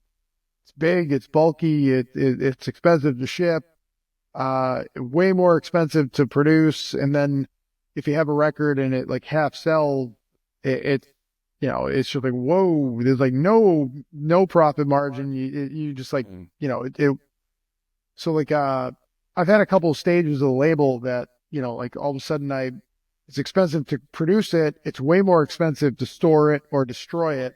Yeah. You have somebody charging you to like chuck your records in a dumpster or, incinerate them or whatever. And it's like, oh God, like that's painful. Yeah, that hurts. Do you have any future plans with the label at the moment, or anything coming up that you're thinking about doing? Yeah, so I was thinking about starting at the beginning and trying to like work my way through some of the catalog. I know there's been like a lot of interest in a lot of these like upstart kind of like pandemic vinyl labels that are doing this similar model of like, oh yeah, cool, we're just gonna like reissue things and that do like super short runs. And I think some of that is cool, but I also think that some of it is, I think some of it's like a little lame because it's like, all right, yeah, sure, you guys want to go through and cherry pick certain things and put it out, and if you're in your mid 40s like me and you don't like live online to like live for a drop, and then it's like, oh yeah, hey, sorry you didn't get one. Yeah. Well, why didn't I get one? I would have bought it. I absolutely would have bought it. I had the income to buy it. Like it's just that I couldn't like live on the computer and sit there and click because like something came up. Yeah, I don't like that aspect that you have to be kind of like in the inner circle, and it's gone like that, and it's always the same people who are able to get them. So it's like, if you want to do a pre-order, cool, but leave it open-ended so people can pre-order as many as you want. Then you know how many you're going to make, and you don't have to make a ton more and sit on them too. Yeah, but so I agree with that. There's bands where, no disrespect, but I mean, you take like a band like Robinson or whatever. If you have no intention of doing anything with Robinson ever, it's been sitting for 15 or 20 years, and you say, all right, you know what? Like, especially like some of these bands, like the members are no longer able to play, or like people have passed away or something like that. We're going to do this. It's going to be commemorative. I want to just get this out and get it into the hands of whatever. And I'll keep this short so that we don't sit on like catalog and like you blow it out. All right, cool. We did 200 or 300. Great. But the whole different ballgame if like the band wants to do something again. And like I didn't get a copy of the big Second Story discography. Oh shit. Zero. Like, no, I was like, wait a second. Well, like, oh yeah, cool. Hey, you guys want to do this? All right, yeah, cool. Like, whatever. I never got a copy. So it's like, we'll make sure to get you one. I know between all of us, we have a number of them laying around. It wasn't so much like I'm not like saying that to get that or whatever. It's just more a matter of. It was just more a matter of like, hang on a second. Yeah. Like. I'm like licensing this at whatever, and I'm like, or yeah, give whatever to the band. I wanted it all to be cool, and I want everyone to be like happy. But like, when you start getting to like, oh no, it had to be like so in demand. And I have a good relationship with Nick and Wax Vessel. Like, he's done a couple of my records, and like some of those were like, hey, by the way, we had conversations about it, and some of these were like, hang on a second, Nick, you didn't mention that. So I at some point I kind of was like, hang on, pump the brakes. No, I'm gonna cut this off, and I'm going to like start really figuring this out a little bit, because there's like the way that things get done. I had so many of these like little like upstart vinyl labels that are like, hey man, I want to do Animosity, and by the way, you did that Lamb of God as the Palace is Burned. I'll do that too. And Psyopus. And you did, it says here that you did something with Premonition. Yeah, I'll do that one. It's like slow down. Again? Yeah. Like, because I guess I want everyone to suffer the way that I've suffered. Like I want you to, like, why don't you go and sign a Backstabbers Incorporated that like is in your town somewhere, and do everything possible. Like have 2,000 CDs or 1,000 records or 500 records, whatever it is. I want those to show up at your house, and I want you to like look at that, and I want you to figure out a way to move through that and like how to do that. Earn your stripes. Yeah, yeah, and I mean, like, there's ways to do it. Like, if that little band goes out and plays 100 shows, it's very possible that you're going to get rid of that entire pile of CDs or records. Yeah. But if you think that you're just gonna like say, all right, yeah, cool, I'm gonna put it up for sale online, and I'm gonna do a drop. It's like it is. I mean, there's a lot of competition for everybody's money. Money is very hard to come by right now, and there's so many like cool projects and stuff out there. And I mean, you just have to make something that like people really want, or you have to like really like hustle to accommodate that. Yeah. And I've had people hit me up to like print Robinson merch just for no reason. And I'm like, what? Like, no. Like, just some random person in my DMs was like, can I print some Robinson merch and sell it online? I was like, no, what? And like, we're just going to let that band die. Like, we're not doing a reunion. That's not like a thing. But we did just do the merch drop because like it was on streaming, and Joe was like, let's do merch. Like, everyone's stoked right now. I was like, okay, it makes sense for that. Like, we'll celebrate it's finally coming to streaming after 20 years. But like, yeah, that's just funny. And I'm just like, I'm not in charge of Robinson. I'm just the only one posting about it. And I decided to do some playthroughs, but I'm really stoked that people care. Like, that's amazing. That's all weird. Dude, like, you know, like you kind of have like a similar thing going right now where it's like, all right, so you obviously have some sort of, hey, come here, dog. Is that your husky? Yeah. Here she is. Adorable. Hey, what are you doing? Hey, little girl. She's a little old lady. Hey, people like seeing you way more than me. Sit. Can you sit? Sit. What is it that you want? You want to go sit outside because it's cold? Yeah.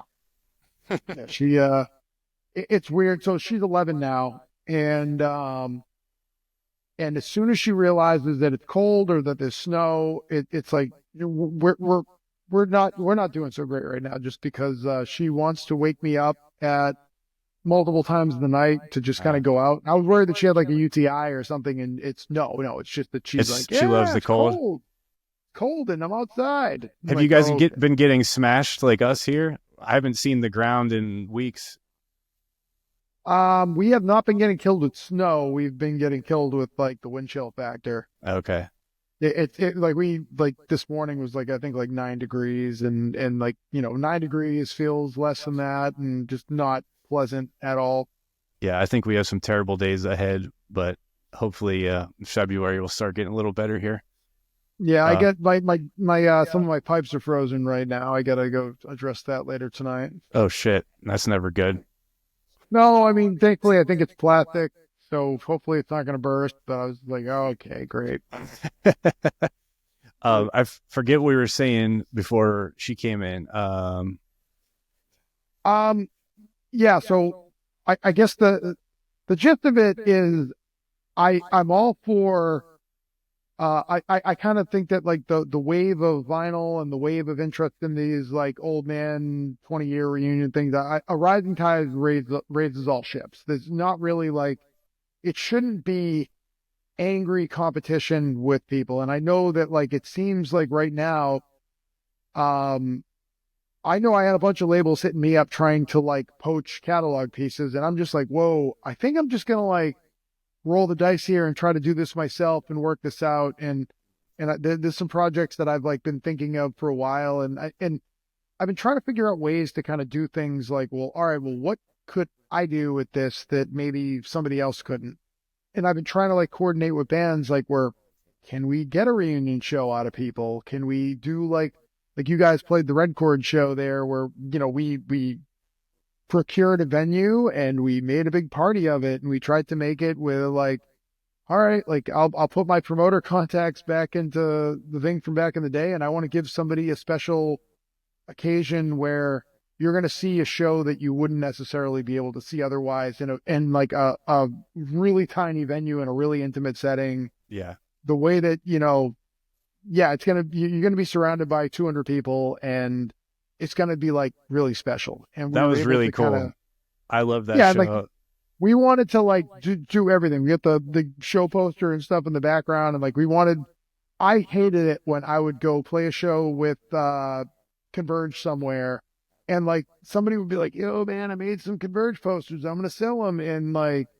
And they pass them off to Converge, and then like you wouldn't get a copy for yourself. So everything about that was like, every person that's playing the show, we're going to give you a copy of the record. We're going to give you a copy of the show poster. Your name's on it. We want you to hold it on your wall. We want you to feel like something here. We're going to make a little. I got mine right over here. I still need to get a frame for it, but I keep forgetting.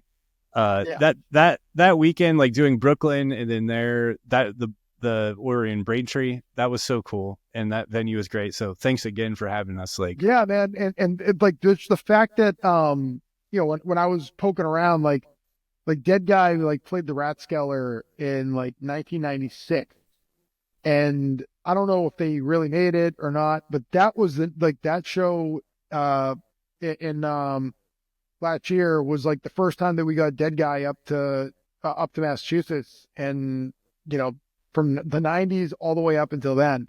Right. And I mean, that's a band that's like special to me. Like that, like Tim Singer is like Suffocation level in a different way, where he is like the angriest sounding man on earth. So part of me wanted to sound like Frank Mullen, and then part of me wanted to sound like Tim Singer, just in that ferocious, enunciated, just pissed off voice, cracking out all over the place, but it sounds like a real voice. Right. And like everything that he says, anything that came out of his mouth, like, Fixation on a Coworker album, like it was believable. Like he sounds like a psychopath. Right. Perfect. That's amazing. So that was like full circle having them up there. Yeah. Yeah. And it's like, I wanted to, like, if depending on how things go, it's like, I would like to try to do some stuff like that where, all right, yeah, cool. We're, like a band that a couple of bands, like I'd love to do Deadwater Drowning. I don't know if it's feasible for them to perform together. I don't know where everyone's heads are at. I'd love to do Psyopus. I'd love to do Animosity. And we're just trying to like kind of figure that out. And I like the idea of kind of working at the beginning of the catalog and then right. Bringing it in a little bit more, because the end of the catalog definitely had more vinyl and all that stuff and I don't know if anyone wants CDs anymore, period. Like I feel like they're coming back a little bit, because I was just talking with someone about that, like before there was streaming, when you would go and you had to seek out music and I'm excited, this record's coming out, I've been waiting for it, I have to go to the store, pay money for it, take it home, open it up, and you're looking at the artwork. It was such a more special feeling, same with vinyl, than like, I can just look this up on iTunes real quick and I check it out, I go, oh, that's cool, and I forget about it the next day. Like it's just the special like act of like taking home a record and just like diving into it and reading the lyrics and all that. Like I'm so happy I grew up in that era where I was lay on my stomach in front of the CD player and I'm going through and I knew everyone's name and I'm reading their thank yous and all that. Like it was so cool and it meant so much more to you. Yeah. So it's funny because I remember, so a band that was very important to me in the early stages, who I don't know if you'd ever got into them. There's a band from Australia called Damaged. They have a record called Token Remedies Research. And it is wild. In my head, I hear that and it is like, it is crazy. I think like the way the drummer plays, I think has an influence on, I've never heard this for sure, but I think it would have an influence on like Slipknot. Oh, nice. Came out in the mid 90s. They're from the other side of the world. I encountered them, I don't even remember how, but eventually I remember talking to Rotten Records, who put them out, and Rotten Records did Damaged and like Acid Bath and other stuff like that.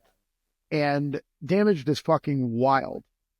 And later, like Damaged did other projects. It was like a crusade of checking every record store and every eBay account and everything to find the rest of their catalog. Yeah. And you could probably find like everything about Damaged and like all the backstories and everything that I probably never really learned because I never bothered to like look up a Wikipedia, and I didn't bother with like checking it on Discogs, because I eventually found the records like when I was on tour and find the CDs and stuff on tour. and then like the later part of the catalog, the less good record, like the Brutal Truth singer ended up like filling in and doing an album with them. But it was like, it's fine, it's good. The drummer's crazy. It reminds me of like the drummer from Slipknot, the original drummer from Slipknot, or like the drummer from like, you know, like an Origin or something like that. Nice. But Token Remedies Research, it is fucking wild. And I'm definitely adding that to my list. I always keep track of when I get recommendations. Yeah. And Token Remedies. Like, Token Remedies Research. Remedies Research. Okay, I'll check that out later. And it's just, I remember like having conversations with you know, with the early Red Chord guys, and like, you know, basically it was like, hey, with Mike J in the band and with Kevin on guitar, like, we could be as good as Damaged. You know, we could totally be like this punchy, wild, tight, like, you know, like crazy band. Yeah. And Mike J was like, we're never going to be as good as Damaged. Like, get that out of your head. It's not going to ever win. But I remember at one point exchanging like emails with the guys, and it was just a guy from Damage talk to me. That's like so cool. My claim to fame in life is like I've now gotten to play a show with Dead Guy, and I've formally met Tim Singer, and I exchanged an email with Damage dude. Like, that's incredible. Oh, but didn't you do Ozzfest? But I got an email from Damage. Yeah, that's third on the list. Yeah. What was I gonna? So we did a tour in Europe, which was our first European tour. You guys took us out on, and I was trying to remember some stories from that, and I thought of when Gunface and Nick wrestled in that like cottage. Were we in Germany? Do you remember? I remember wrestling. I remember them. There was lots of weird wrestling and stuff in Europe, and I'm trying to think of like a lot of that tour was a blur. Yeah, it was us, and then Architects opened for a section of it. Yeah. So, did you guys do the one like so? So we played a show with on one of our tours. That one of the early times that we went to the UK.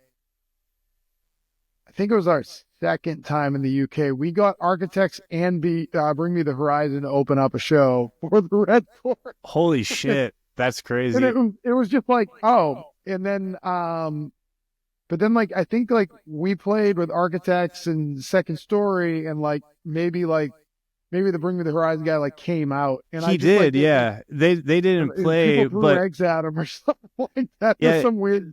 Remember people pelting him with eggs. We had no idea who they were. I think maybe heard the name. They were starting to catch a buzz. And then we played some like tiny little place. I remember the stage was like this big. And he just came out of the crowd during I Tried Voodoo once and sang it with Will. And we're like, oh, that's cool. Like someone here knows it. Because like no one really knew us very much, like well on that tour.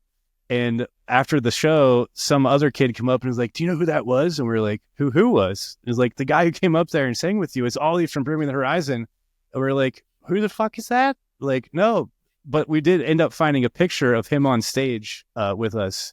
And we found it years later. I was like, wow, that is so cool. But yeah, that was all of our first time being over there. So it was a special memory for us. And so that night where the wrestling happened, we drove when it was dark out. We got to this like group of like cottages somewhere in the mountains, and we're all staying in like next to each other. It was like almost like a motel. I remember Nick and Gunface wrestled, and everybody shaved like handlebar mustaches that night. But I couldn't because I couldn't grow one. Did Gunface have a handlebar mustache, and then he was like really bummed about it? He might have. I just remember he like during the wrestling match, he was like pretending to turn into a werewolf or something. So I'm sorry for embarrassing him right now. I'm gonna go as far as saying that it's pretty difficult to embarrass him, just because I don't know. Like Gunface and Greg are always people's favorites. Like I'm not even like in people's like top 4 Red members.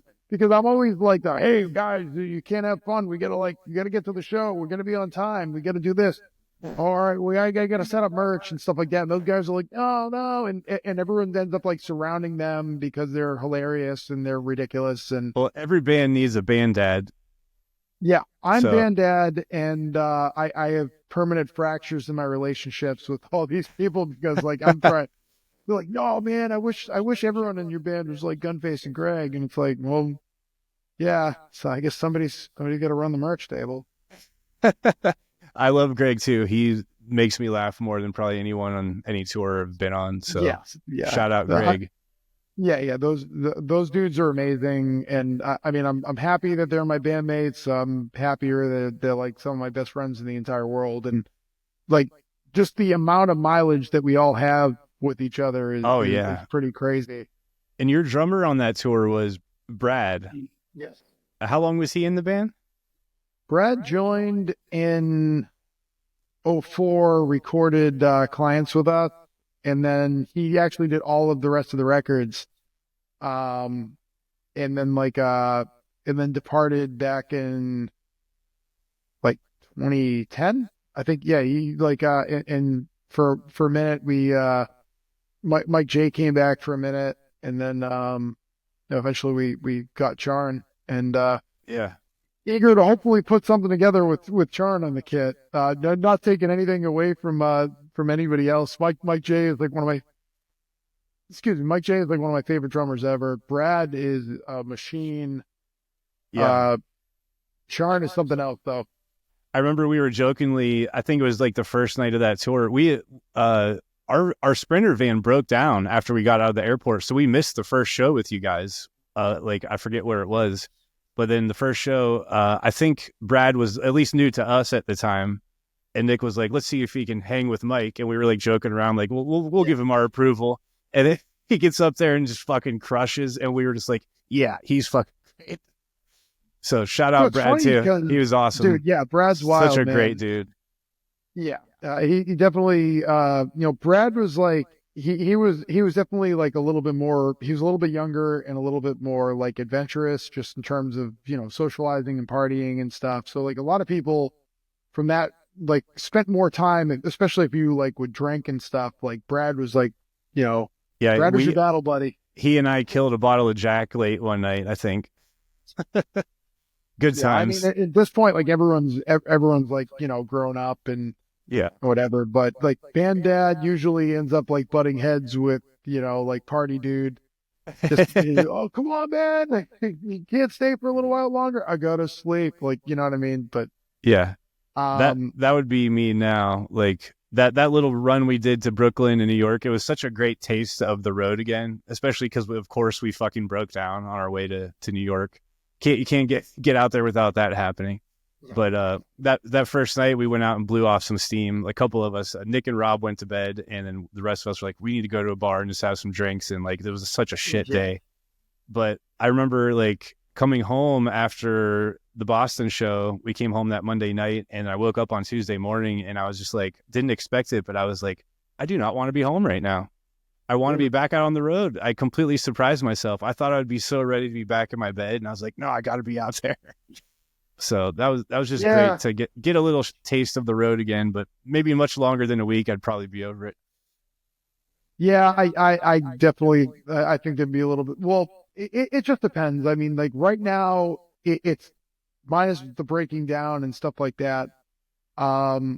I feel like it doesn't compare by comparison to back in the day in the respect that like the conditions are a lot nicer and cleaner.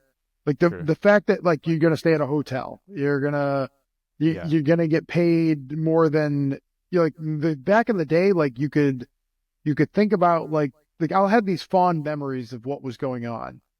And then I'll think a little bit more and I'll be like, hang on a second. We're in a band. We had a vehicle, we had overhead, and we had all this other stuff, and we got paid $100 to drive 9 hours and then sleep on the side of the road or in a Walmart parking lot, and then do it again the next night because I feel like every booking agent at some point in time should have to like go on a tour that they book. That's a great point.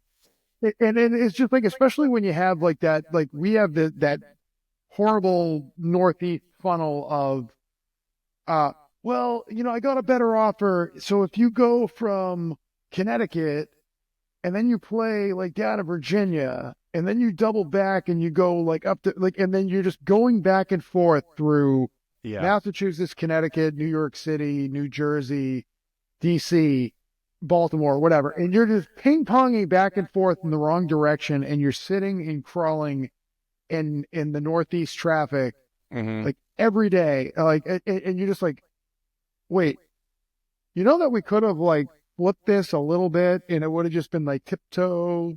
Yeah. Like 3-hour drive, 2-hour drive, 3-hour drive. Yeah. It always seemed to happen to us where we'd be in Texas, and then instead of booking us all the way to El Paso, because Texas is like its own country, we'd play in like Dallas or something, and then have to be in California the next day, and we're driving across all through Texas. It's like, hey, we're also going through Arizona, New Mexico. Like, well, how did this happen? Where we have to leave as soon as the show's done to get there in time the next morning. Like, and typically that's like right when your engine says screw you and starts leaking coolant, and your axle and your trailer breaks.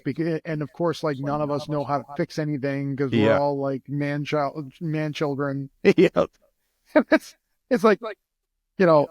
I feel like, I feel like that like Mr. Fix-It thing just like skipped our generation big time. Yeah, I'm trying to learn how to be a man now. I was changing my own oil and shit in my Bronco till it died and was beyond my experience. Or I took it into the shop. He's basically like, it's really the point where you're going to spend more than the truck is worth. So if you really like it, then go ahead. I was like, I think I'll get a new car and keep that in storage for the moment. Yeah, I can't fix a weed whacker right, let alone I mean whatever. I like changed my own oil back in the day. Now it's like you can't do anything with the way that the computer systems are on like, I wouldn't even try it with my new one. That Bronco is a 93, so it's old. There's something like definitely a little bit easier like working on the super old stuff, but I mean at the end of the day it's like every gas-powered like gadget that I have, I destroy. I somehow leave gas in it. I screw up my lawnmowers every season, and then it's like there's something to the whole like electric. Like okay, I'm gonna get a Ryobi lawnmower. It's like our grandparents are just like rolling over in their graves right now, just being like, "What is wrong with you?" Yeah, because I can't fix anything. Like, I keep going to the damn shop, Well, before we know it, AI and robots will be doing everything. So if they're gonna mow my lawn and whatever, then they can have it. Yeah, no shit. So as far as black market goes, you said you have a couple things in the works for this year. You're considering? Yeah. Do you mind just hanging on for a minute? I just got to get her outside. Yeah, go ahead. I'll go take a pee. We can take a quick break. Yeah, sounds good. All right. Yeah, it's problem with Huskies is they get vocal. Yeah, I noticed that. They always end up in my algorithm on Instagram. Yeah, she's got some pipes on her, like, and it's like, it's cute, and then it's like shrill, and it's like, then it's awful. You said she's 11? Yes, she'll be 11 in like a month or so. Nice. And I mean, she has like she's small for the breed. So it's like she's only like 40 pounds. Yeah. So I think that's keeping her alive a little bit longer in terms of because I primarily had big dogs and they definitely don't have the same shelf life, unfortunately. But yeah, both my cats are 13 now. I think they'll be 14 in March. I mean, a cat will grow to be like 20 though if you catch it at the rate. It's just crazy. Like I've had them longer than most of my kids or my friends have had kids now, which is weird. Yeah. But I've always been a dog guy, and then my girlfriend convinced me to get a cat because I said no to a dog, and now like I'm a huge cat person. I love them so much. But they're brothers. We got them when they were kittens. Yeah, they're interesting. I don't necessarily. I'm still a dog guy.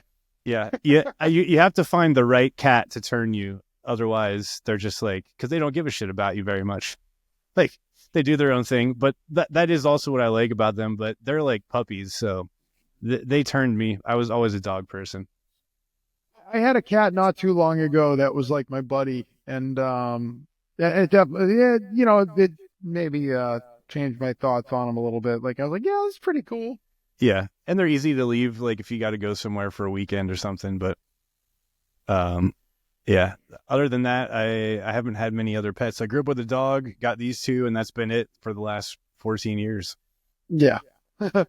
Yeah, I had two of the Huskies and a pit bull at the same time, and pit bulls are probably my breed of choice, but Yeah, I just that they want a lot of. I mean, they all just you just need to be around constantly. And right now, like my work schedule is pretty demanding. I feel bad leaving her as long as I do. yeah, that's rough. I've always wanted a husky or a big dog in general, but I'm just waiting till I have like the proper place with a big enough yard for him and stuff. Yeah. So what were Black Market? Your plans for any releases this year, or what's coming up, or anything you can say right now?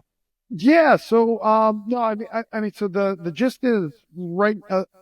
I I definitely want to do some reissues of some of the early catalog, and I'm just having some like I don't have anything at a plant right now. Trying to like work out which one is next.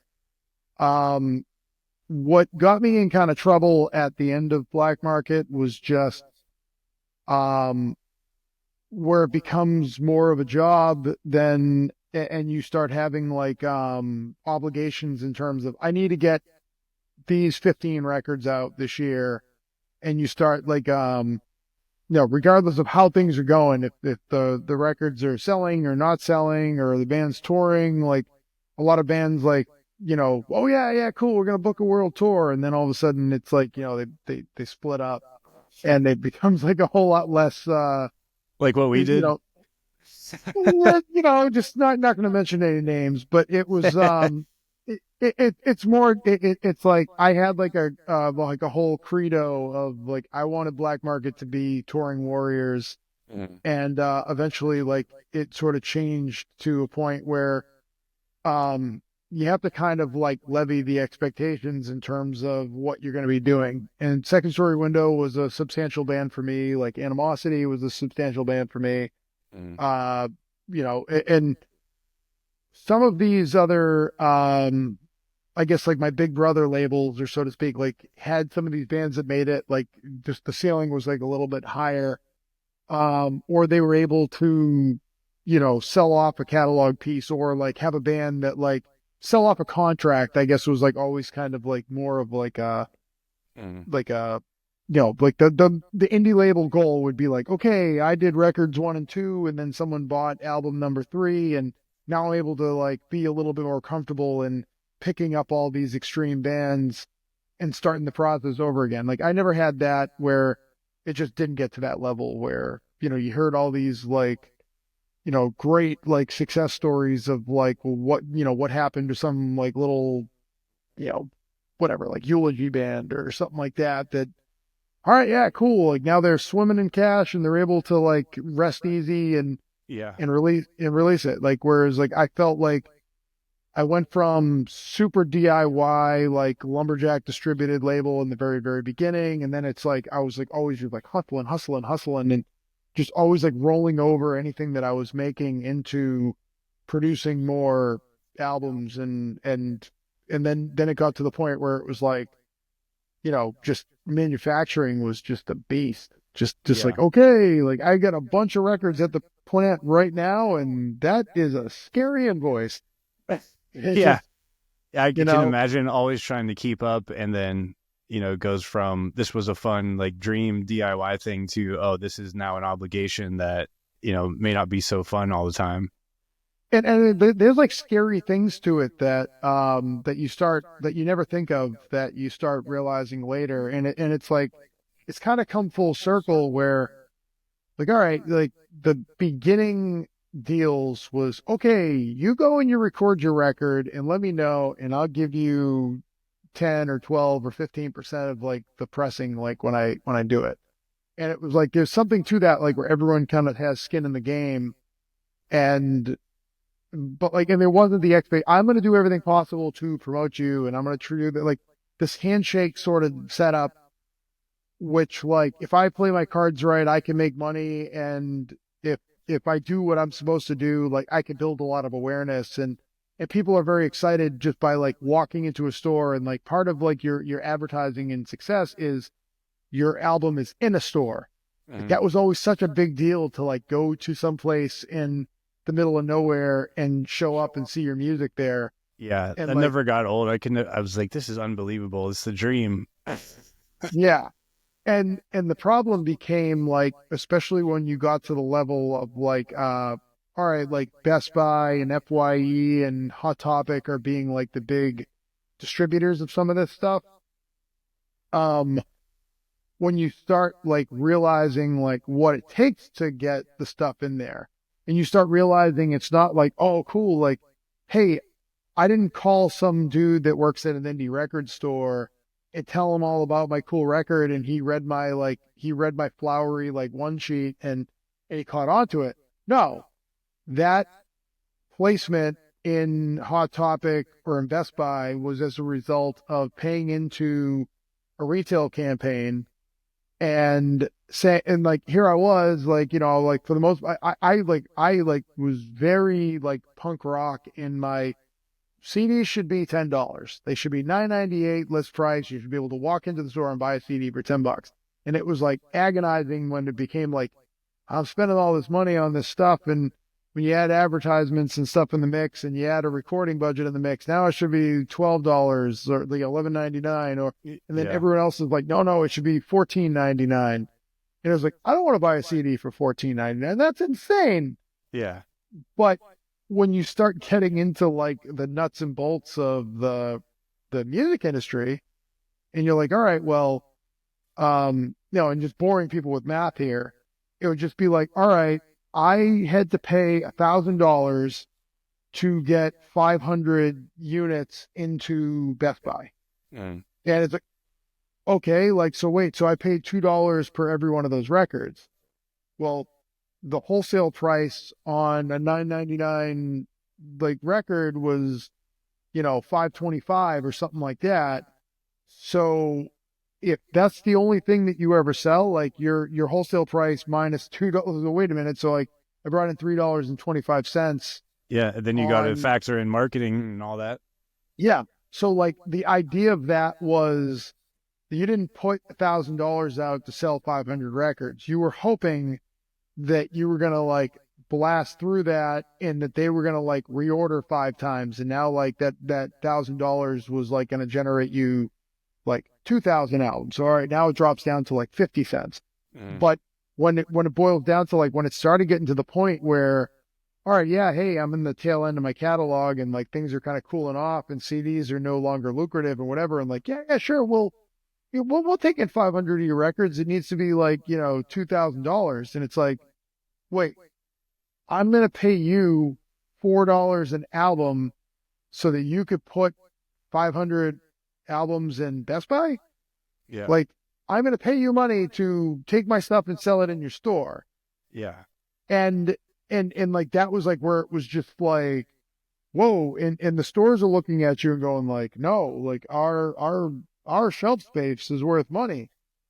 It's like, well, like I thought the artist that I work with was worth money. Like I want somebody to go, and that's like where you just kind of like, when you think about the drops and stuff and the fact that somebody like doesn't have to do that. I made 200 albums and I sold 200 albums. Like, I mean, there's a part of that really makes a lot of sense. There's no inventory. There's no retail spending. There's no nothing, but it also alienates like the Newbury Comics or the Homer's Records or whatever else is out there, because like you want to make sure like you want to like, I still haven't gotten over it in my head. Like I want Grey Whale or Amoeba or whatever it is to have a copy of this. And if you turn around and say like, all right, well, no, we don't care. We just wanted to produce it for the internet. Like, well, all right. So you don't care if Newbury Comics goes away. You don't care if Amoeba goes away. Like you want to, like it. So it's a fine line. And like, I've just been trying to like, I know I don't want to do it. I know I don't want to do certain things the way that they've been kind of getting done.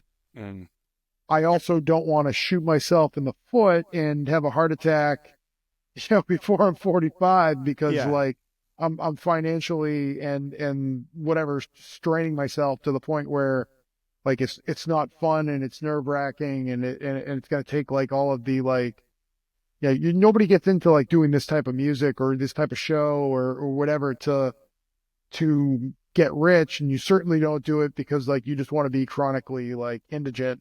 Yeah, when you take all the fun out of it with that and stressing yourself out, then it's not worth it. That I was going to ask like your thoughts on like releasing records back then versus how everything works now, but you kind of answered that.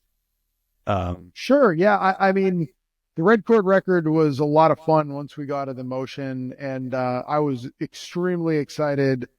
Like doing From a Second Story Window 7-inch, and I still get copies of it. If anyone wants to pick it up, please do. Yeah, go pick it up. But it's still in the Death Wish store. Yeah, still in the Death Wish store. I think there's still one of the colors. One of the colors sold out on the indie store. It's just that the nice thing was, I was just excited to just do it, and like because it was a low commitment, fun thing that I got to work with my friends, and that I was proud of it. I mean, on one side of it, I learned, yeah, it's true. People don't really love grabbing 7-inches. Maybe they'll buy them at shows and stuff like that, but it's not the same as like people definitely seem to like full length more than they like the 7-inch. Yeah. But that being said, it was like I didn't care what happened.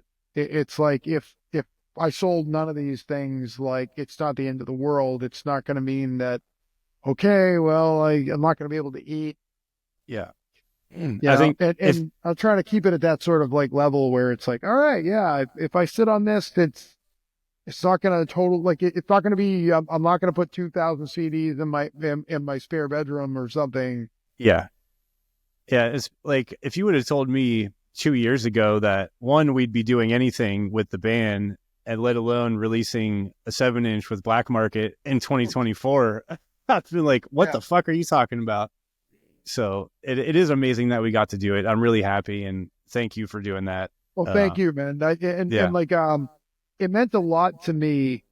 I love when, like, even the shows that we just did with See You Next Tuesday and Pig Destroyer, we went so far out of our way to get a show to happen in Louisville, Kentucky.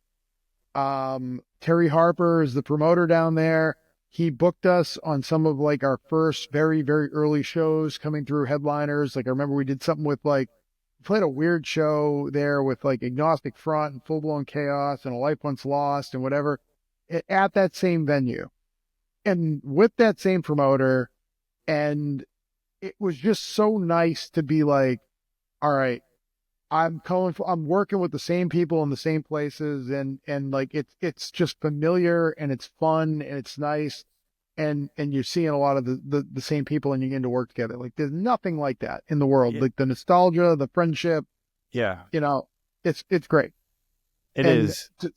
To do that with you guys, Second Story Window being like obviously like the flagship band, like without a doubt, like that was the first tour warrior band that just went out and just kept going and going and going and did everything that I hoped for out of a Black Market band. That was the starting line. And to be able to do that in 2024 was absolutely incredible. Yeah.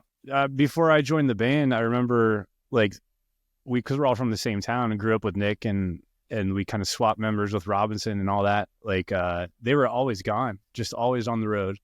And then as soon as I joined, it was like, we got this tour lined up. Like we went right into like Through the Eyes of the Dead. I had a few weeks to learn the set and all that. It was just nonstop until we broke up. So like, I think we are all like, we loved being on the road, and because none of us had anything else going on. We didn't have degrees. We didn't really have careers outside of that. I didn't even have a place to live. Like I had to come home and crash at my mom's or a friend's house. So being on the road was better. But at some point you're like, okay, we have to make more money. And I think that's what started weighing on everybody. It was like, we're not growing. And like Nick or maybe it was Rob was like, I want to have a family soon. We got to, if we can't be doing this as a business, what are we going to do? And I think it just kind of, the road and everything took its toll on everyone. And like, obviously it didn't go down in the right way, but Well, yeah, and I mean, but part of it is like a lot of what you see, even to this day, with bands, is cyclical. Um, you got a band, and the first time they're going out, it's difficult. No one's ever heard of you before. It's exciting. It's difficult. You don't know how it's going to go. And then at some point, if you start getting that little buzz, you suddenly now you're on the road, and now people have heard of you, and now people want to see you. Now, when you like add that, like, that father band, the grandpa band, whatever into the mix, and you were the first of four, and this is like, they've already seen the headliner band 5 times, it gives you like credence to say, we're going on tour with Bleeding Through, or we're going on tour with like, Red Chord or whoever it is. Mm-hmm. It gives this validity that like, wow, we're going out, we're doing real things. Yeah. And then bands are like, oh, wow, look at us. We're outselling the headliner. Like, well, yeah, because, we already have 5 Bleeding Through shirts because they bought them. You're the like, new thing. You're the new thing. And then at some point that kind of like cools off. And then like you start like, and there's always that next band that's going to be in that position. Yeah. Now, there's very few bands that like, there's always like that lull in the middle there. Of like, okay, we did something exciting, and well, you have what's to make next? it through like, that, yeah. Yeah, and it's like, unless like, there's very few bands who I think have like really weathered that storm and then eventually were able to land on their feet. Between the Buried and Me being like a big one, Converge being like another big one, like some of these bands have like been very, very successful in terms of developing that rabid fan base. But like, Job for a Cowboy, like they were the band. I was just going to say Silence. them because like Fastwa they were the hot new shit. They had their moment and that it was still going well, but then they did that tour with Job and Job opened and like half the place left after Job played because they had a fire like no one else like when they came out. Yeah. And I mean, now like the interesting thing, especially with like the extreme, like I guess more like the death metal scene, is like there's definitely like a reverence and a respect in the death metal scene that if you're an Immolation, or if you're like Cattle Decapitation is a great example, or Misery Index is a great example, like where like a lot of these bands like weathered the storm. Dying Fetus is now like back at the top of their game. They went through that like, hype, cool off period. And now it's finally come back where Dying Fetus is starting to get the respect that they deserve. Because they were one of our predecessors, and they were a big influence on our style. And it seems like Dying Fetus has finally gotten to the point where I mean they got to be like 30 years in to their career, and it seems like they're kind of hotter right now than they probably were 15, 20 years ago. I feel like death metal is really huge right now too. Like that, Sanguis Sugabog, however you say it, they blew the fuck up. They're from Columbus here. Yeah, Sanguis Sugabog. I like those guys. I get a kick out of the fact that when I hear their music, I think they sound like Mortician, and like they're like a young person, like scene-facing version of Mortician, and I just don't think that the average person especially that crowd is so young, like this TikTok sort of generation is so young. I don't know that they're catching on that like, oh, well, have you heard Mortician? It's like, no, of course they haven't. The same way, like when I hear Knocked Loose or a band like that, like I hear Knocked Loose and I think of the guitar tone and I'm like, wow, this is like, the guitar tone sounds just like Entombed. I don't know if Knocked Loose knows that they sound like Entombed.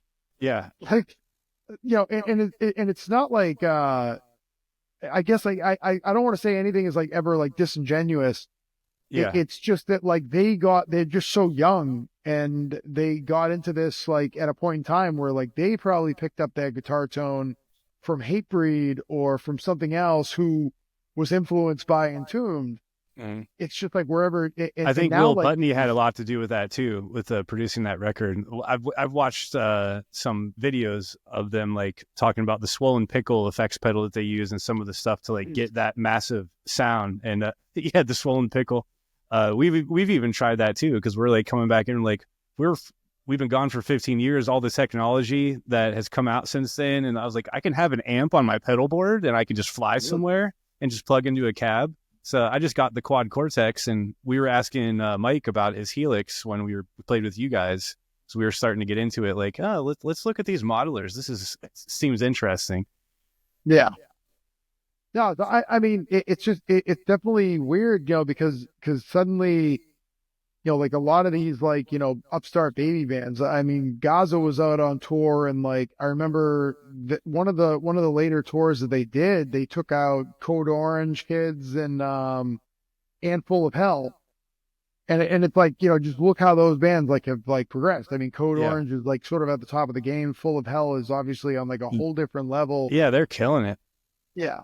It's just that, like, look, they were opening up, like, for Gaza, and at that point it was a big opportunity for everybody involved. Right. Like some of, you guys in Gaza and Animosity, whatever, like, you really like paved the way for that next generation of, of stuff. Like, cause you ate up we all took the lump, like, at a point in time where people didn't know what to do with us. Yeah.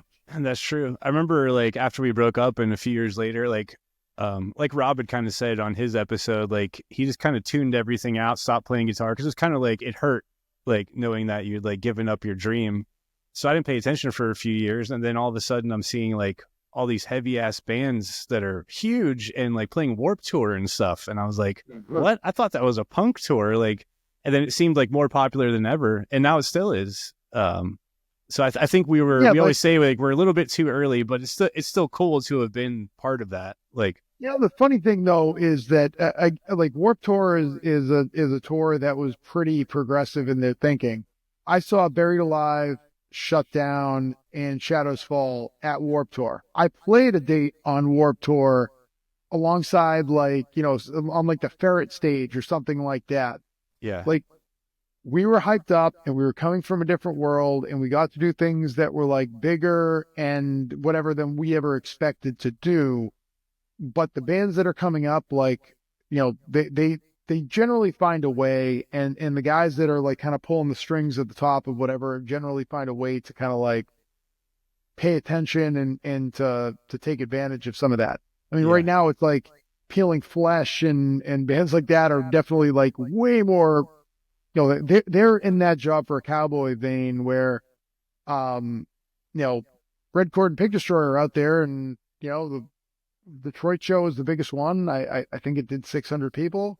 Chicago sold out 400 people. Louisville was probably like 300 people. Peeling Flesh and a bunch of other bands that I haven't really heard of, with Scratchy, like, playing Gurgle, Death, Trap, whatever it is, and they're primarily just very young. And like, you hear all these rumors that they're doing 1,000 people a night. Yeah. I mean, and it's difficult. It's wild. It's really, but what's going to happen with that? Are they gonna like expand? Are they going to be the next, like, Job for a Cowboy, Suicide Silent? Are they going to stick around long enough to become Immolation? Or is it going to be like, one and done? And like, you don't really know how anything is going to pan out. Like, somebody's going to step up and somebody's got to like carry the torch. And I'm rooting for anybody.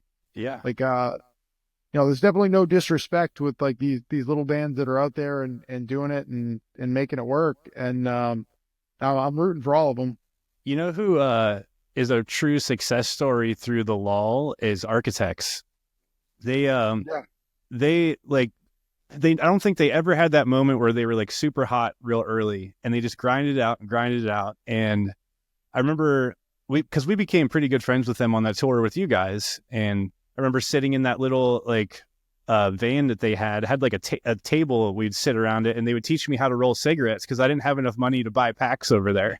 And they're obviously from England. They're better at rolling them. So like, I learned how to do that from them. We made like good friends with them, and they came through LA a couple times, and I went out and saw them with like, it was like Under Oath, Cancer Bats, Acacia Strain, Architects, sick show.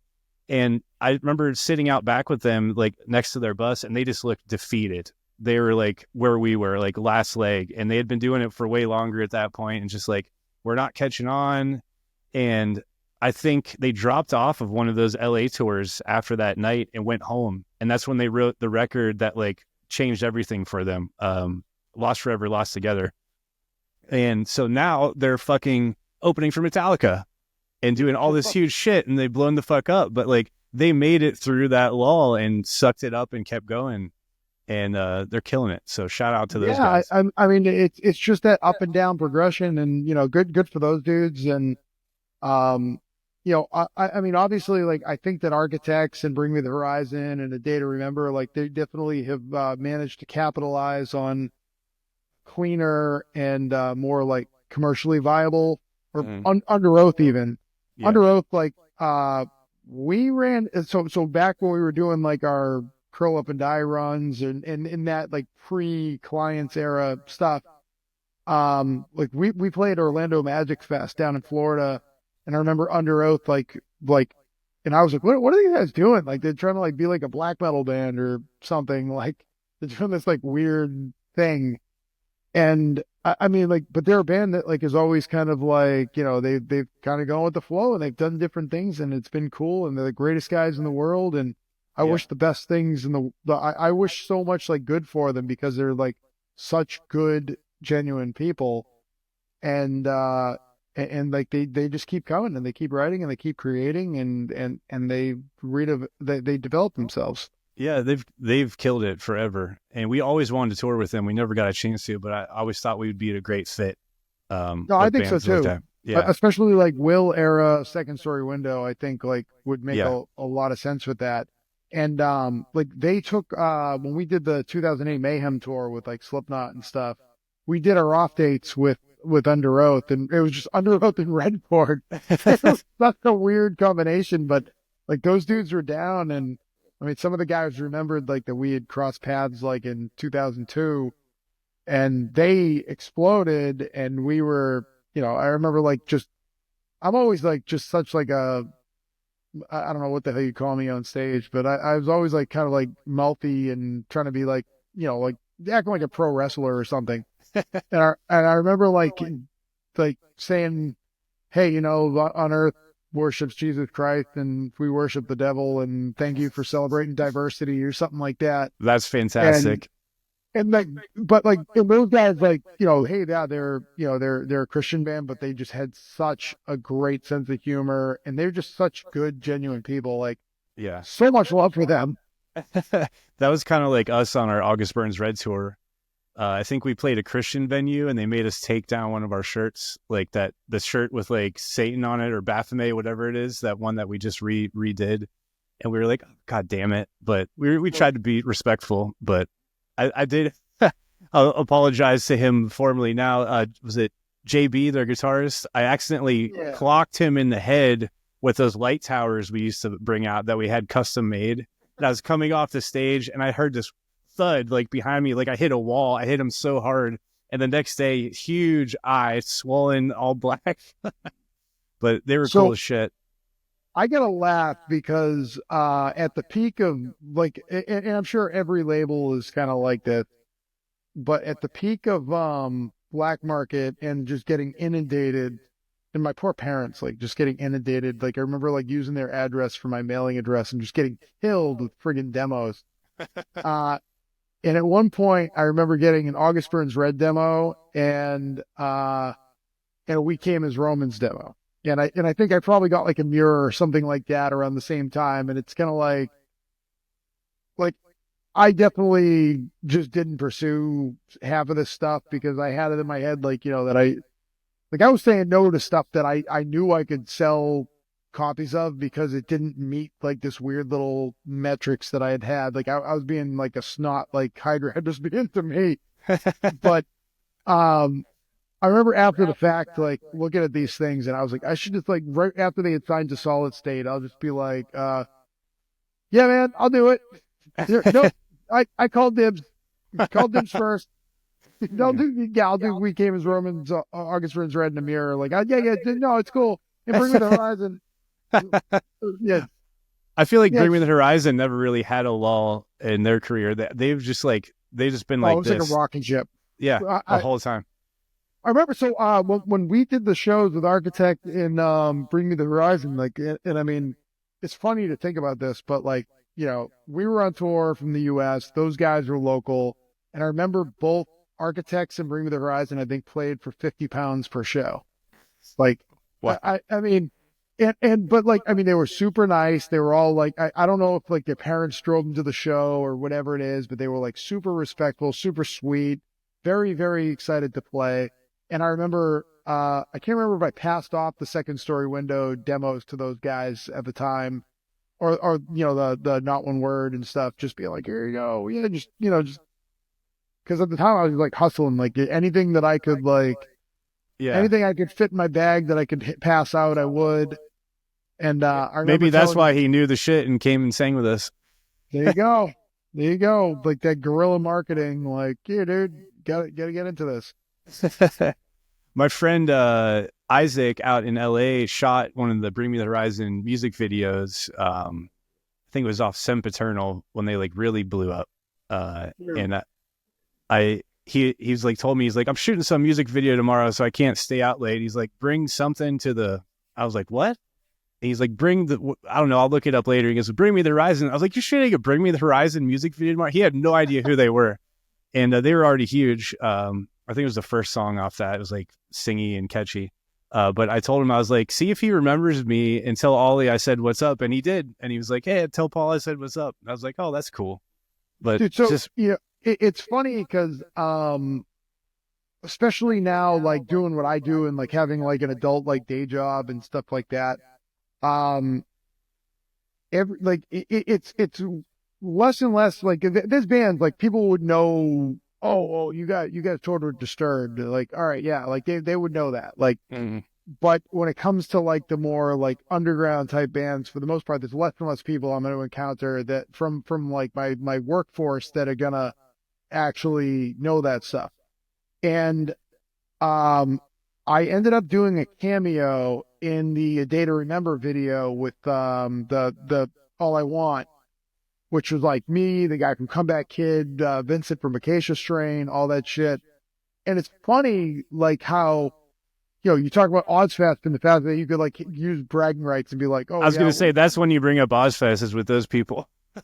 Yeah. Like, I mean, like somebody would know who Ozzy Osbourne was. Somebody would know who Slipknot was. Somebody like, but for the most part, like, because I want to be like, I got to tour with Genghis Tron and Converge, and we played some shows with Creationist Crucifixion, and people were like, huh? Okay. What? What the fuck are you talking about? Like, but it was funny because at one point, like one of my coworkers is like, "Are you in the Day to Remember video?" Like, oh, how'd you find out? Like, I was watching this video with 108 million views on it, and all of a sudden your face popped up on the screen. It's just like, yeah, you know that band? Like, that's a great video. I forgot everyone was in that. Yeah, I mean, like, dude, like the Day to Remember, like, it's funny because every once in a while, like, those guys will be coming through, and I'll be like, "Can I go on your guest list?" And they're like, "Oh, "What's that?" Like, and there's like, I had hooked them up when, I'd hooked them up in the early days. I got them hooked up with Merrick from Ken Moore at the time to be their booking agent, and then I referred everyone in the world to Indie Merch as dude, these guys are great. They have the best pricing and they have the best whatever, and they're really good. Why don't you do it? Like, so I remember just like, I was basically just referring all my friends and every band that I thought was like good. I was like, why don't you do an Indie Merch store? So my friends just happened to be like, Despised Icon and Black Dahlia Murder and the Day to Remember and in every band that I ever worked with, I just basically just like, just referred everyone over. Did you, when you did that video, did you have to just shoot something yourself and send it in, or did you go somewhere and shoot with them? Or I forget, I haven't seen it in a long time. I was on tour with Acacia Strain and someone else. We were down in Florida, and they had a guy just show up with like a camcorder and just like, hey, yeah, just gonna like, bounce around and I was like, oh, okay. And I think like he like, might have played the song through like a boombox, and he's like, you're gonna like say like, put your hopes up high and your head down low. And he's like, yeah. That's a catchy ass song. I always liked them. It definitely is.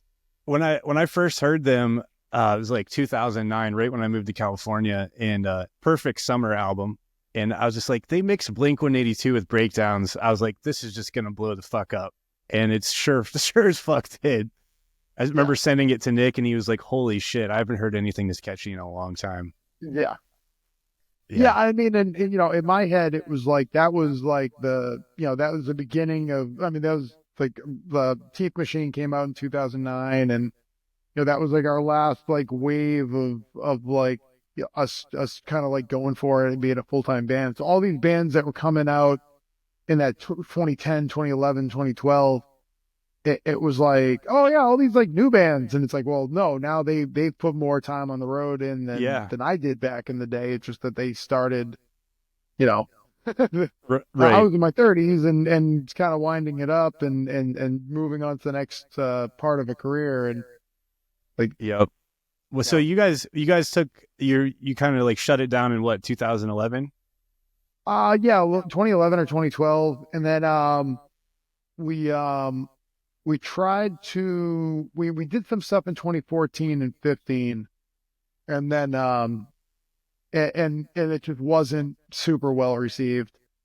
It was just disorganized. It was like we were falling from the sky. We were out of cycle. We wanted to get new material together, but we just like weren't in like a place to actually do anything with it. Yeah. And and then like, so it was like a full 7 years from like when we played in 2015 to when we finally. When you came back this time, was it like, wow, it's been a long time? Was it hard to get back in the swing and like get your voice going again and like relearning the songs? If I have a memory like a trap where if I sang a song years ago, like I remember the stupid demos and things like that I did in 1994. So like the lyrics and stuff, that was one thing, but that, like I was like pretty off for most of that 7-year span. Kevin and I reconnected. Kevin's like the guitar player that like left during the client cycle. And I mean, we like did some little like hardcore thing, but it was not as like demanding. We never actually like got it together and did anything with it. Was that the Network? No. It was like some unnamed project that Kevin Rampelberg and I did. Oh, gotcha. But yeah, like it was difficult. Like when we got asked to do like hey, we're gonna do a whole record set for the Decibel Fest in in the spring of 2022, we got the memo that we accepted the offer, I think in like December of 21, and I'm like, well, guys, when are we gonna like get together? And they're like, oh no, we'll get together. And like, cause for me, like rehearsing was like, all right, yeah, you're gonna get a drummer. Our drummer lives down in Virginia, Charn. He's amazing, but he lives states and states away, and he's busy with a lot of other stuff. So like for me, like rehearsing wasn't just like, oh, I'm gonna like yell in the car. It was like usually I'd have a band practice and have to like yell over, like the drummer's the most important thing to me. Yeah. So that was like the first time that I ever like tried to like get with this whole like digital age program where I remember I bought our records because I didn't have like I bought our records off of whatever. I ran it through some AI thing that like basically made a karaoke version of the songs, and then I was singing into like a Mac Mini in GarageBand and just doing Red Chord karaoke, and it was not the same. And it was horrifying because like it's one thing when you have a band practice and you have like all the noise and stuff going on, but I was rough. I was rough and I was out of practice, and like it took me a while to get like my low end back. Like everything was like a little higher.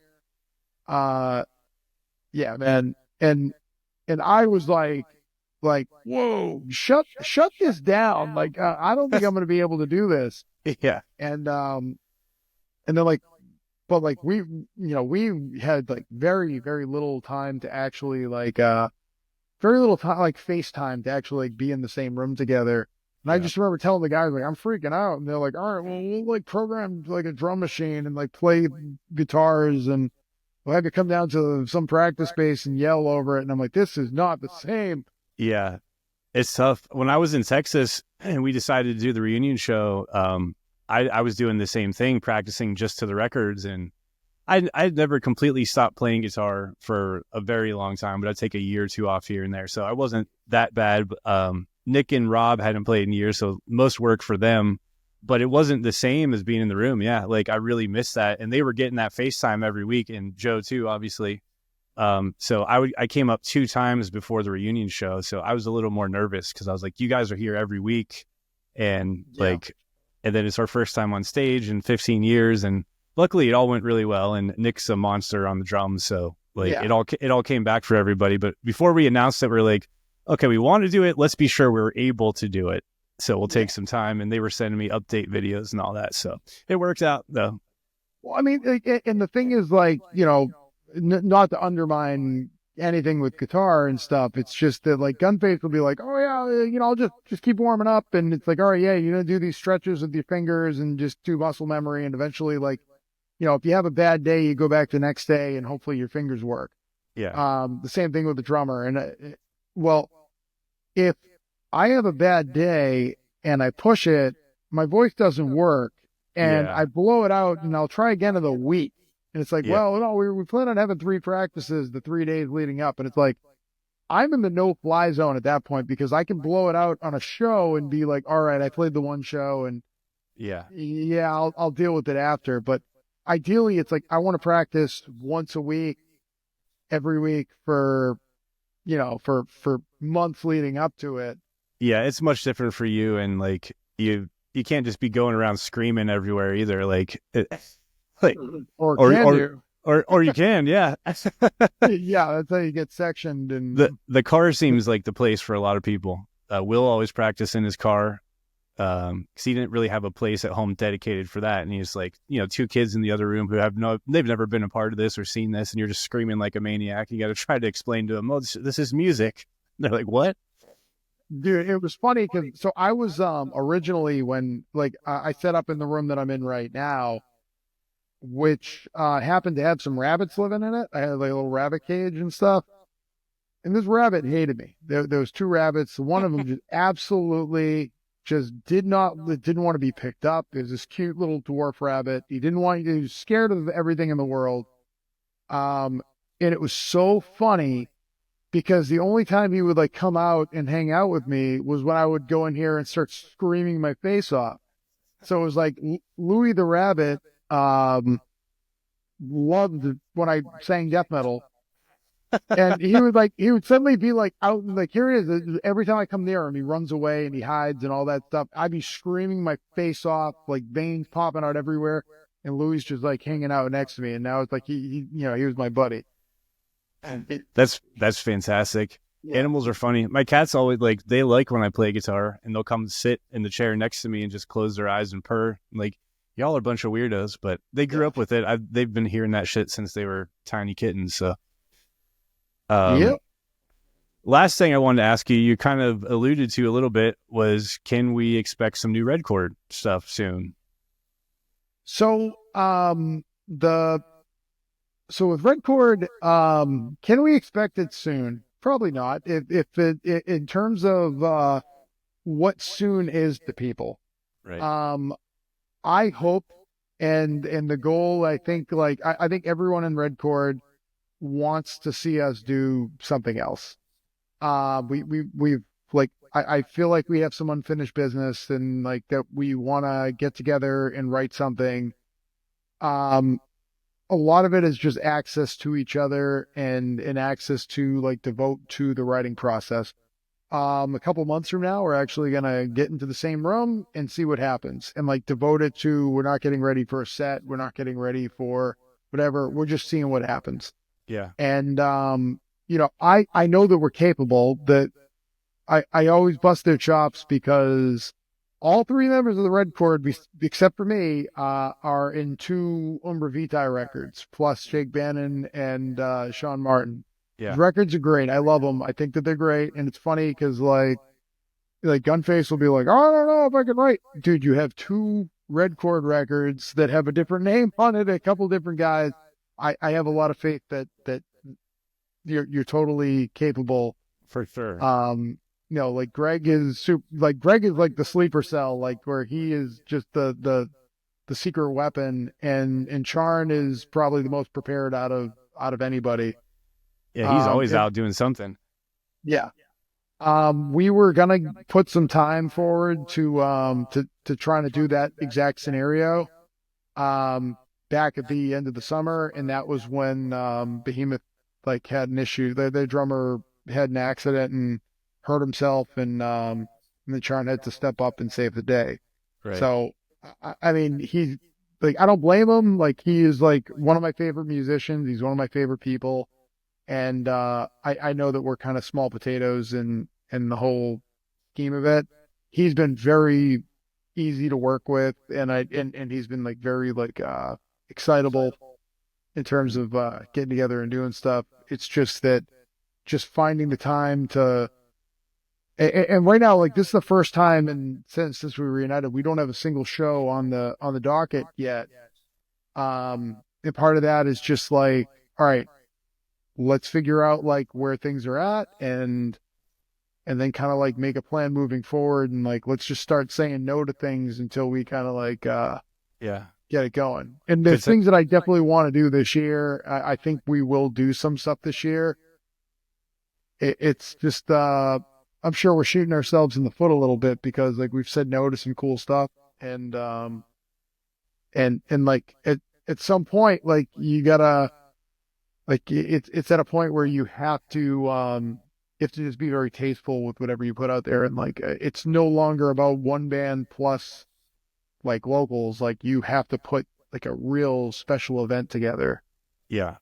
And so that means that you have to come up with bands that are available. You have to like coordinate lots of schedules around not only your people, but around everyone else, around whatever venues are available, and then dodge other tours that are going to like beat you up. Yeah. And at our age and at this point in everyone's lives, where just putting together a weekend is such an ordeal, you have to be careful. If you want to find time for writing too, it's like you have to set aside, okay, we're just going to do nothing. We might have to say no to some tough things, but we have to use our time wisely if we're going to put something out. That's kind of where we're at right now, just writing process and finishing up an EP and all that. But we've had to say no to a few cool things, and, it's just life, and it is what it is doing it at this point, Yeah. And I mean, like, and frankly, like, obviously there's a point where you have real life bills and responsibility and all of the things that kind of go with, I can't just like go and, because of, especially with guys like living so far away from each other, you can't just say like, all right, yeah, I'm going to go play Tommy's basement like tomorrow for, for nothing. Like, I wish I could do that. It's just that more like you want everything to at least be, we're worth our while. We at least have to like kind of break even on all this stuff, and, cover airfare or something like, which is different than like, years ago, we used to just be able to like eat that. Like, all right, yeah, sure. If I don't have enough money to pay my phone bill, I'll, at least I live with mom. Yeah. Or you're like able to, like, if you get an offer in California, you can do a tour out to there. Now it's like, okay, we're going to do a weekend out there. So we got to fly. There's all this logistics of flights, hotels, renting a car, rather than just in a van and you can do whatever. Yeah. I mean, on the bright side though, there's still like-minded people out there. There's definitely, our fan base is a little bit older, has a little bit more expendable income, and it is definitely like, we've had some interesting things where people like the show that we did at Widowmaker. I could not believe how many people said, you guys announced that you were doing this Fused album set, and I got on a plane from Miami and I came up. I got on a plane from so-and-so. I drove 15 hours to be here. Like, that is crazy. And that's, I mean, amazing. I would do that for certain bands. I might do that for Dead Guy. I would probably do that for Nine Inch Nails. Like, and the fact that somebody would put us on a level where they'd be willing to say, I came from Canada to this event, and especially like that was kind of what we wanted to do with that. Like, there's definitely ways that, I mean, dude, if we could break even on certain things, like there's lots of stuff that I would be happy to bend over backwards to do. And Yeah. when the festivals are cool, like the Furnace Fest, is so grateful that they had us do it, and the Milwaukee Metal Fest, so grateful. The New England Metal Fest has gotten way, way bigger. There's never a time when that's not cool. But those shows at Widowmaker, the shows that we did with like Pig Destroyer, I mean, like that was so much more in line with like, you know, just that hit me like a little different when you're just like back in that environment. Yeah. Pig Destroyer let me sing a couple, they let me sing a song with them each night. And hell yeah. I mean, it took me back to like, you know, I've been a fan of them since they did the split with Knob on Robotic Empire, like that stuff that got reissued on like Relapse's 38 Counts of Battery. Yeah. That's so cool. And it's like, that's like, you know, that's like on the level of like, I got an email from Damage. Like, I mean, like I got to sing a song with Pig Destroyer. That's like the coolest thing I've ever heard of. Like it takes me back to being, you know, 19 years old again. Yeah. And the last thing you expected to do in 2024, probably, like, so crazy. Except Jimmy had that great story about them getting on those shows. He's like, we have to book nothing else the rest of the year because I have work and I have no more paid time off unless Pig Destroyer calls. Then Drew calls him like, I don't know, weeks later or whatever, and was like, remember when you said that thing about Pig Destroyer calling? Well, they called, and he's like, are you fucking serious? So dream come true for him too. Like, that's amazing. Yeah, and I mean, Jimmy has like elevated that band so much. Yeah. Like he's an absolute wild man beyond the kit, and that was just, you know, I love the fact like See You Next Tuesday is such a brave band that they could just kind of like just put whatever is going in their head like into the atmosphere. Yeah, it's very like fearless approach, and you know, I kind of wish that I could like right now like it's a weird stage with like Red Chord because there's a lot of eyes on whatever it is that we're going to do next. And if we were to just like do some weirdo experimental thing, like maybe they'd be people, but like we have to get through, have to get through something that like mirrors the sentiment of what we had done all along. Yeah. Or that's whatever it is that's initially there. That's See You Next Tuesday's MO. They can kind of do that. Yeah. I don't feel like we could do that either. Like we want to do a proper fastwell release, you know. But I'm really excited to hear whatever the Red Chord in 2025 would sound like. So I hope that all works out for you guys. Well, and it was exciting though because I feel like FASWA has like two totally different things going on. On one side of it, you came back and you did the record with Will, and as far as I'm concerned, like you raised the bar in terms of what Will FASWA was going to do with the stuff on the 7-inch. Like that is like, it's catchy, it's melodic, it's got the harsh and like kind of like, you know, dissonant like chords and stuff that you guys are known for. So it clearly has like that atmosphere and sound and the hooks that Will has kind of known for. Yeah, thank you. I think it held up better than like anything on like Conversations. Like it's. I agree. I think we did what we should have done on that with these two songs, and that was all pent up all over those years. Yeah, so you knock it out of the park. Will gets to kind of go out with a bang and do that.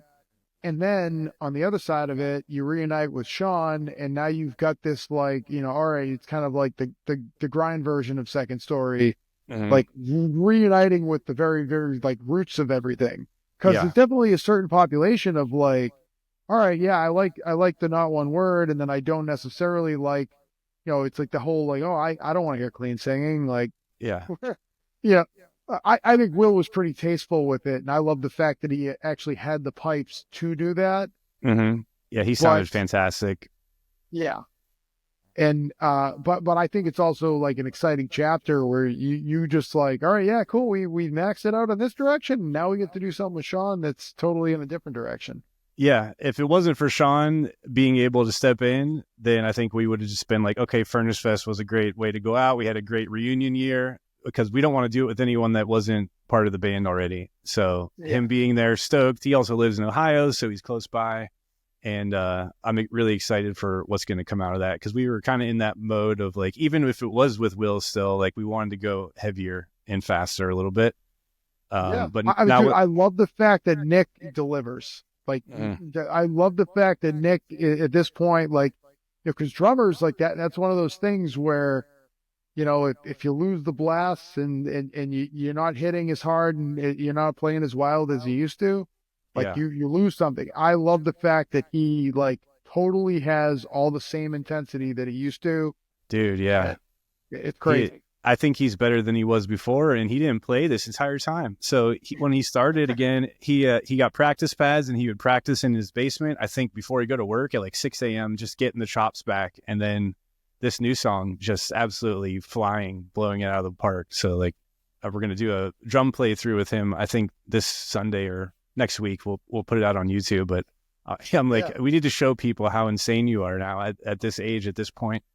So cool. See, now the only thing I will say, and this kind of goes back to like the label curse, is that technology makes it difficult for labels, because bands have ideas in their head and labels have ideas in the head. And sometimes like, all right, well, dealing with publicity and dealing with marketing and dealing with whatever requires a certain amount of patience.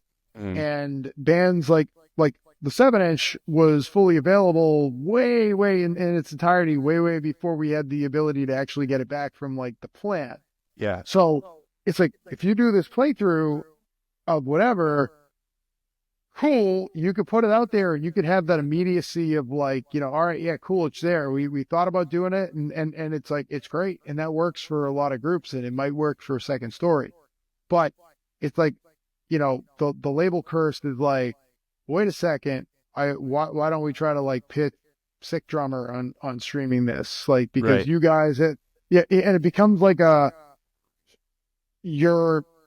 sometimes you want to like, the label tries to think bigger than the 3,000 people or whatever it is that follow a band.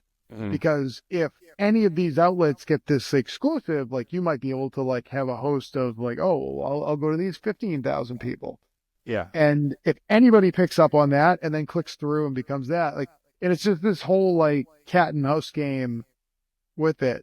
That's a great point, because I as far as the playthrough video, I didn't even think of that. I just think of it as a social media thing we drop, but that's a great point. Yeah, and it's like I've run into that, like, I mean, and it was funny, like 2024 black market activities and stuff like that, and competing with the impulsivity of like bands like just wanted to go, you know what I mean? And it's like, guys, but I'm not going to have it back. But we told our fans that we're going to do the drop this weekend. But why do we need to do it this weekend? Why don't we do? and it's just like, I agreed with you on that too, on the singles, because one of them, they really wanted to get it out like ASAP, and I was the only one going, let's wait. There's no reason. We have no shows for months. Like, let's wait. So I did get them to like at least wait another month or two. But I was with you on that one for sure. No, and it's funny because like I mean, frankly, dude, I'm a dinosaur, and I don't know what the right answer is for a lot of this stuff. I just know that like when I call up, like one of the things that I did on the label is like I've like worked with some really amazing publicists. I had some really great people that I worked with back in the day. And one of the guys that's been consistent and he's like a really good friend and he's an amazing publicist is Karen Reynolds from the chain. And like he works some of that Body Stuff played the Widowmaker show, and he worked publicity for that. And he did some stuff for the Second Story Windows 7-inch. And it's like when you get somebody that talented, it's like, all right, well, I think I have ideas in my head. This guy is proven. This guy like knows his stuff. And it's like when you're able to kind of be like, okay, like how do I take this? And it's something where we're worried about engagement and all this other weird algorithms and how to trick stuff, which is like totally like just new territory.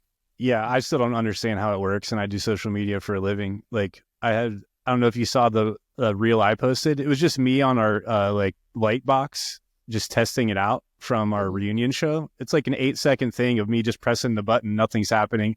And I was trying to keep my own social media with the podcast and stuff going. So I'm like, I have nothing going on this week. I'll just post this old thing. It has 410,000 views now. That's wild. No reason. Like, and everything I try really hard on is just like 2,000 views, you know? Like, yeah. It's completely random. Yeah. So ideally I guess the concept being that if you can make more of your non-followers check out and follow your posts than your followers, like that's a good thing because it means that people outside of your little box like caught on to it. I mean, in one breath, it's like Black Market had a cool name and stuff like that, but it was like I had to build an Instagram from, you know, the ground up, and it's embarrassing to be like, all right, cool, 0 followers, 0 following, and trying to like get to that. And it, you know, it's like I only have like 1,000 people on there. And it's like, well, yeah, it's cool. I had great retail distribution back in the day, and I had this great, like, you know, band of warriors that were running around and doing all this stuff. Now I gotta like, no, now it's like time to like rebuild and try to figure that out. And it's definitely like a humbling experience where it's like, okay, like, gonna make 400 records, and how do you get rid of 400 records? And it's like I'm back to like, you know, scared guy in my mom's living room that's like, whoa, do you know what 400 records looks like? That's a fucking lot. Yeah. You know? It's definitely a whole new world now. We're in the same boat because we didn't have an Instagram until 2020 or 2021, like when the Wax Festival thing happened. So we're like, these numbers definitely don't reflect the amount of people who have heard our music before. And then we started working with our booking agent, Dan DeFonts. Like, I'm sure like when he's trying to push us with all these other bands, if someone goes to check out our Instagram, like, oh, they only have 4,000 followers. It's like, well, we just started too. If we're trying to catch up. No, and I know Red Chord went through the same thing, and it was like I run the Red Chord page, and like Gunface was running it for a while, and like he like, you know, he has a way that he thinks about things, and he was like, I don't think the band should post more than once a month. Like, I hate it when bands keep inundating me with stories. So it's like, even though we had an Instagram and it's been up since, you know, 2012 or something, or whatever it was like we did very little like of the trick and stuff to just keep content rolling and just get that residual whatever.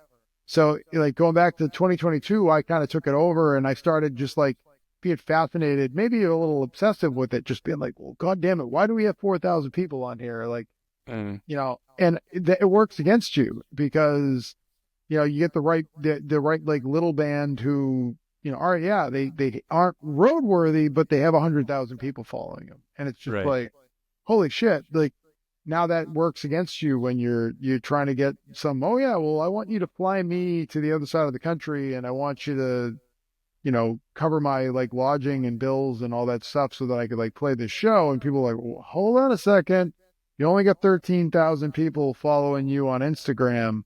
Yeah, I don't know. Well, I mean, if you don't want us to play, I guess I'll just stay home. Yeah.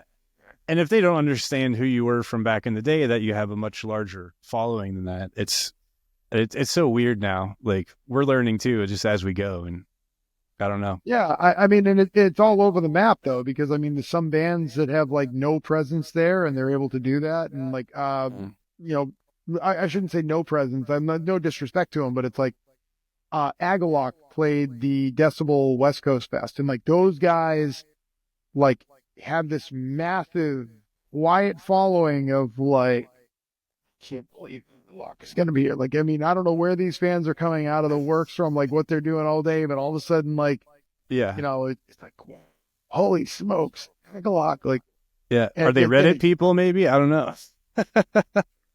Who knows? I mean, you know, it's.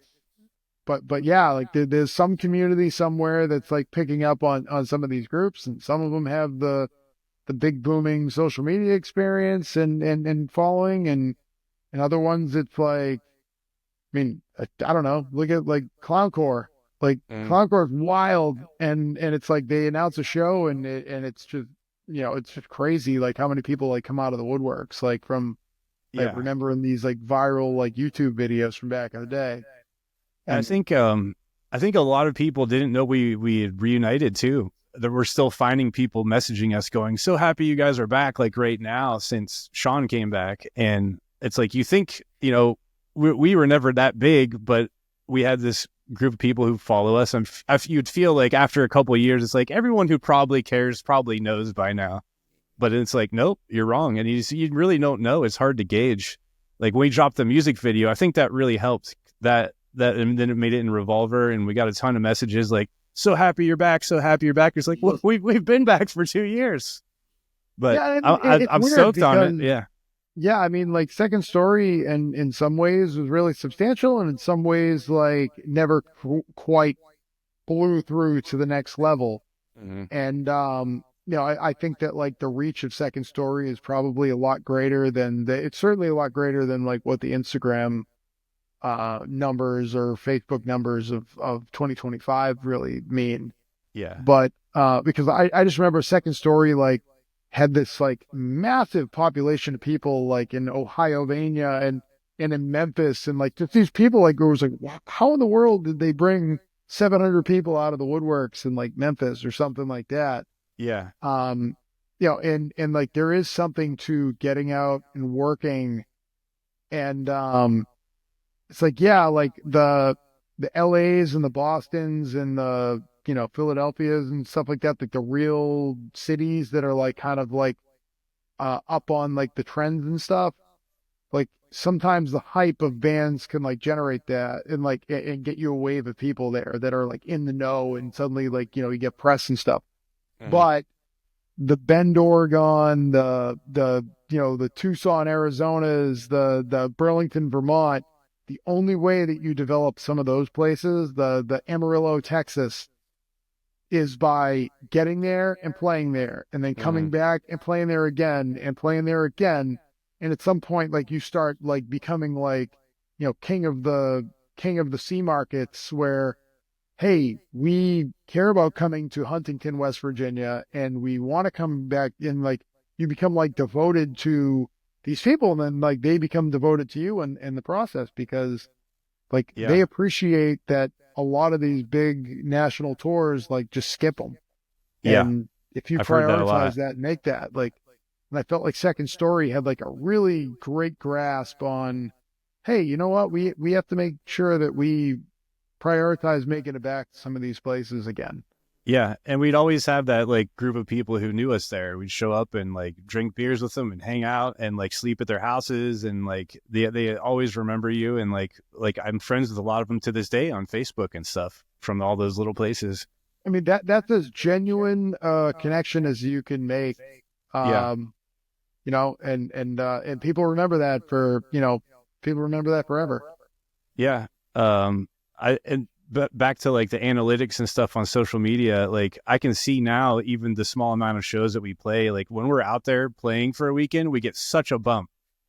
So imagine if we were touring like we used to now, being able to see, like it would just go crazy.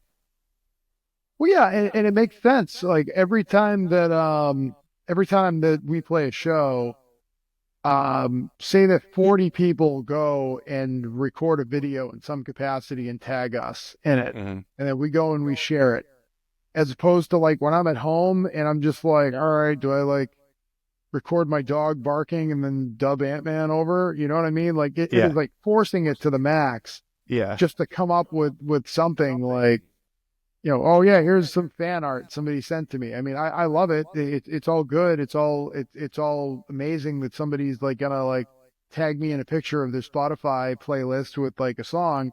It's just that it's not the same level of revitalizing as like when somebody's like, hey, we recorded you live and now it's there.